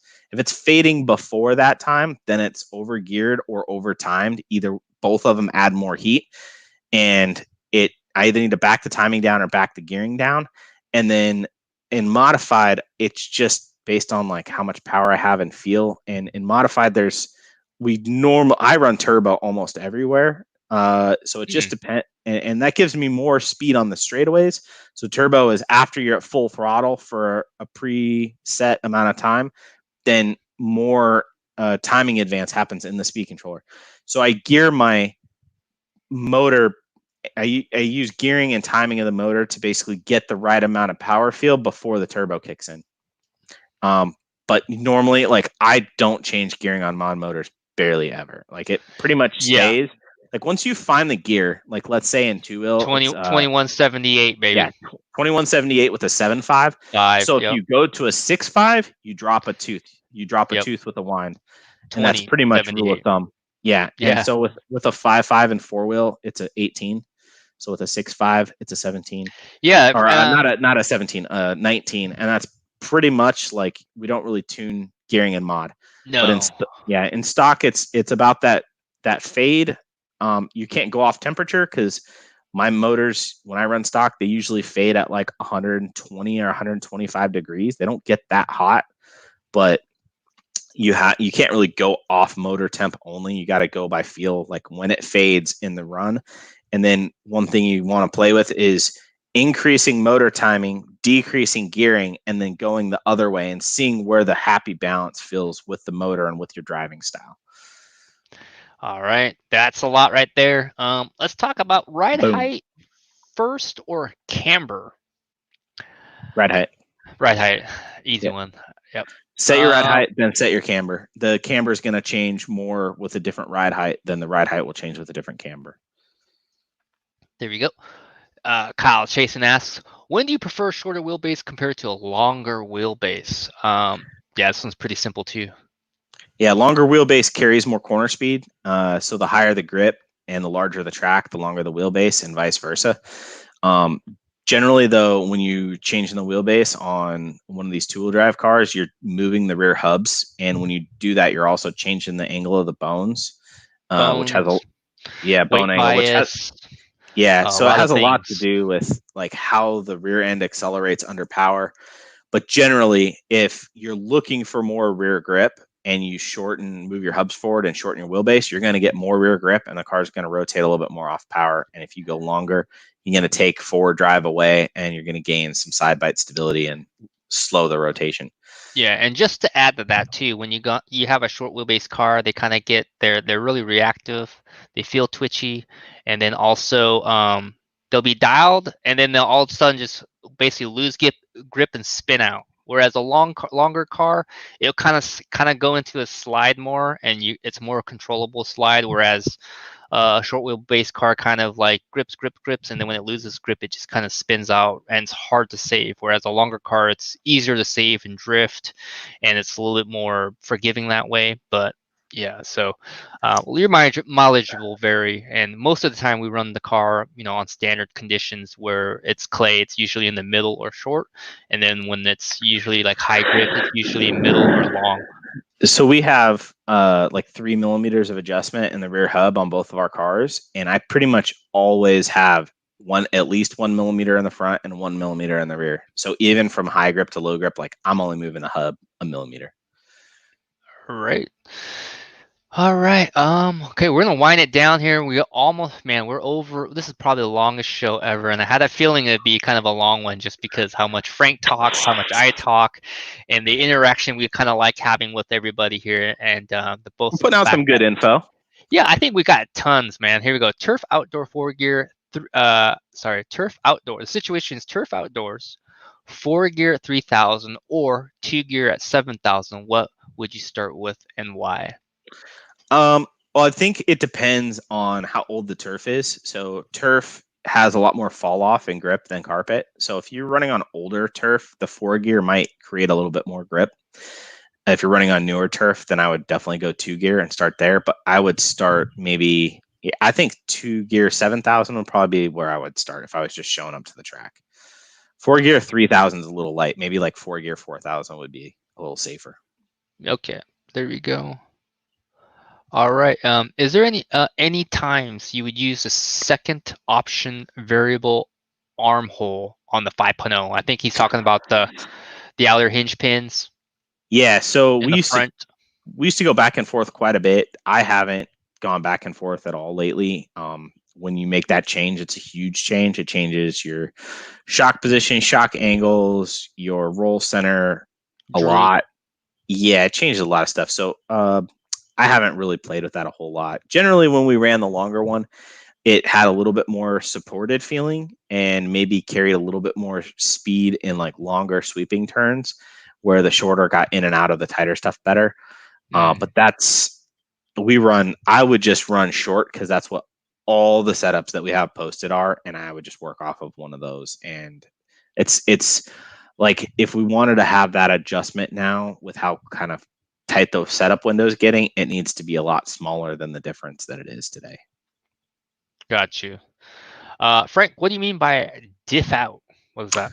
Can you Oh, explain diffing out what that means to somebody that's new? yeah. Diffing out is basically when one tire doesn't have enough weight on it, and it spins. So when you accelerate, the motor's turning over the gear diff, and imagine the outside tire is holding still and the gear diff's turning. Well, now the inside tire is actually turning at double speed, and when it starts to slip, it just spins, and the car doesn't really go anywhere. Like, you can hear the RPM of the motor pick up, and Climb up.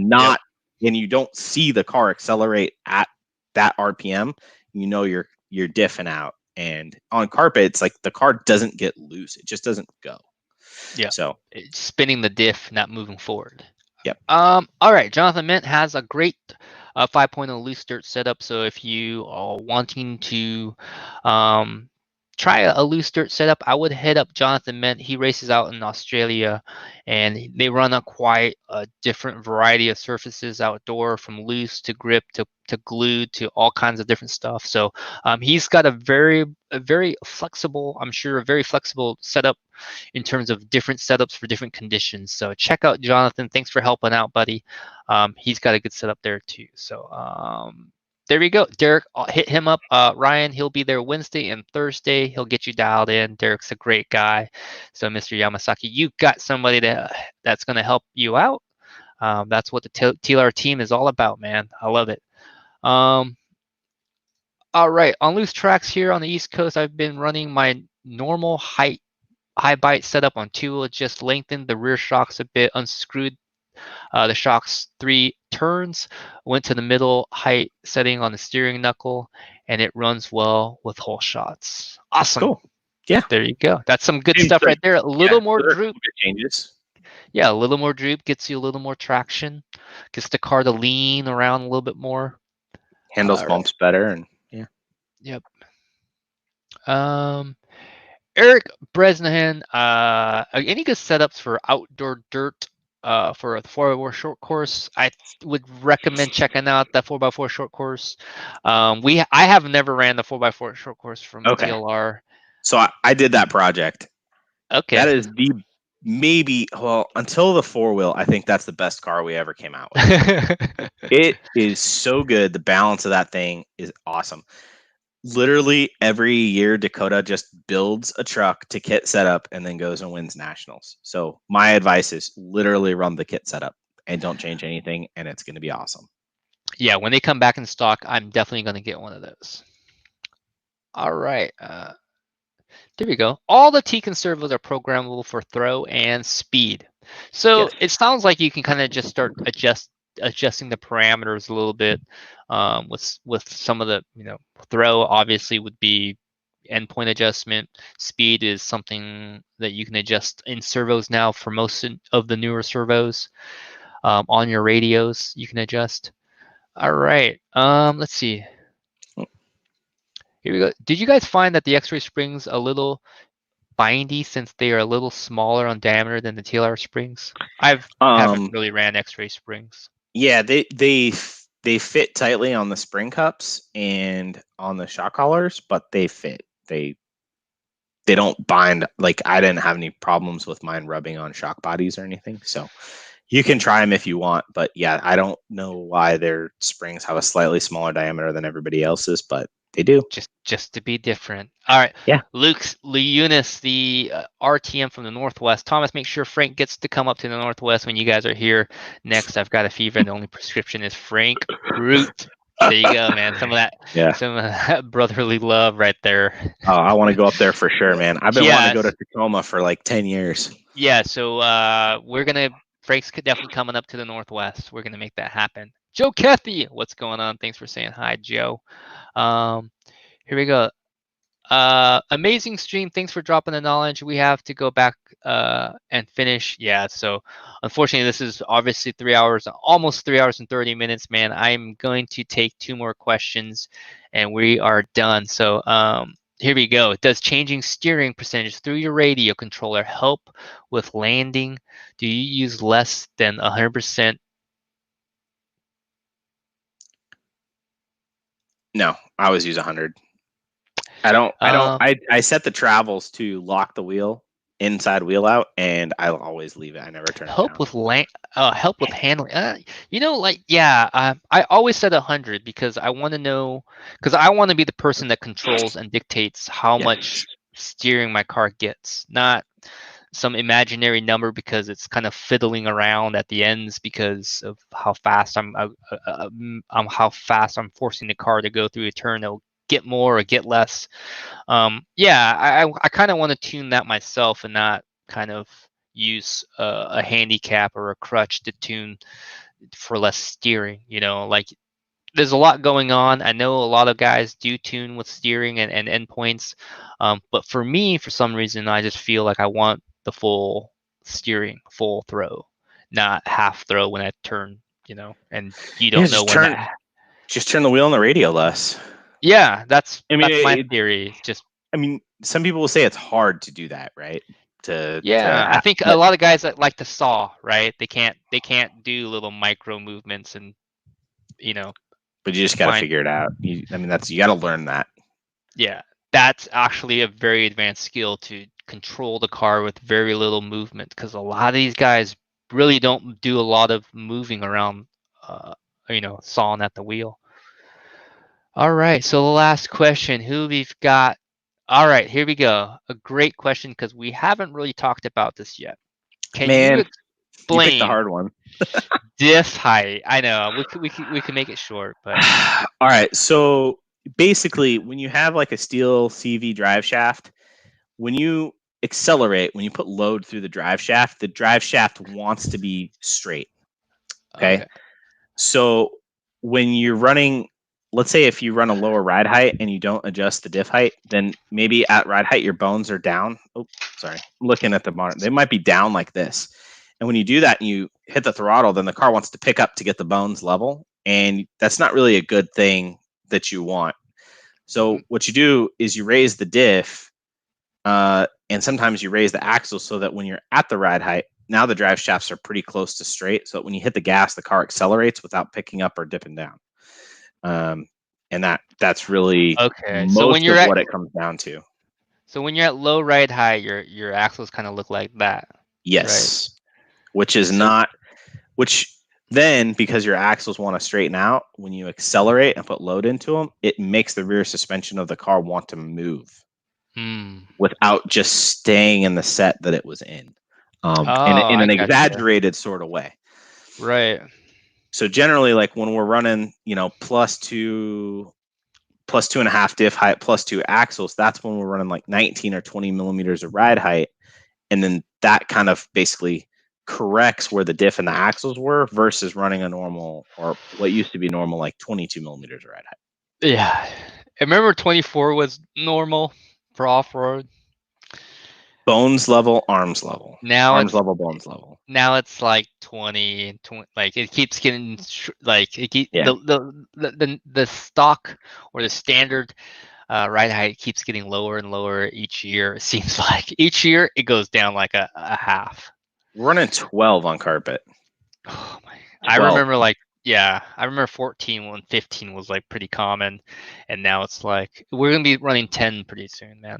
I can't find a ride height gauge that goes low enough. So I literally have like an MIP tool that if you caliper, it's like 11.8. Really? If you get the Gia ones, they're just kind of already at the lowest. You get 10 to 15, and then you get 20 to 30, and that kind of adjustment. I think the smallest one they make is 14 to 19. Are you sure? I thought I have a 10. Okay, I could be wrong. I don't know. I have to look. I lost it though. I only have the 20 to 30 one that I have right now. The other one, I think either somebody stole or I lost it. I can't find it. Dakota stole it. That's why I'm nice kid. All right, so guys, that is the last question of the night, man. We've stuck through for 3 hours and 30 minutes of long conversations about everything two-wheel. There are a ton of knowledge. Man, I can't even recite how much knowledge we went through, how much information. I would really want to say thanks to Frank for being here and explaining a lot of these details. There's stuff that I know too. I'm kind of, asking Frank so that he can kind of explain it in his way. And I think he did an awesome job. So hats off to Frank for doing such an amazing job. So many questions, so much information. And, we only do this because you guys are there. You guys are watching. You guys are asking questions, paying attention, wanting to know this stuff. So I really want to say thank you to you guys for watching. For those who have stayed through this whole entire show for, 3 hours plus, man, you guys are troopers. I can't thank you guys enough for giving us the energy and the motivation to do these videos. Frank was super excited when I contacted him about doing this today. He was stoked. I was happy to do this and looking forward to this. And, just sharing that information, helping each other out, growing the hobby together and being a part of this, as a family, not just a TLR family, but just hobbyists and RC enthusiasts, so thanks so much for watching. Frank, thank you for being a part of the show and answering so many questions, man. Yeah, man. Thanks for having me on. fantastic. So I hope you guys enjoyed this one. We'll be back next week, and I have to kind of think of a new topic here, but I think I got a good one. So, anyways, please be safe out there. We still in COVID, even though it's a little bit less, talked about than before. It seems to come back. It seems like the news media kind of controls when they feel like making it, um, super important and not important. But whatever. Please be safe. Get out to the tracks and be safe while you're doing that. Have fun, and hopefully sooner or later we'll all see you at some point in time. And God bless. See you guys later. See ya.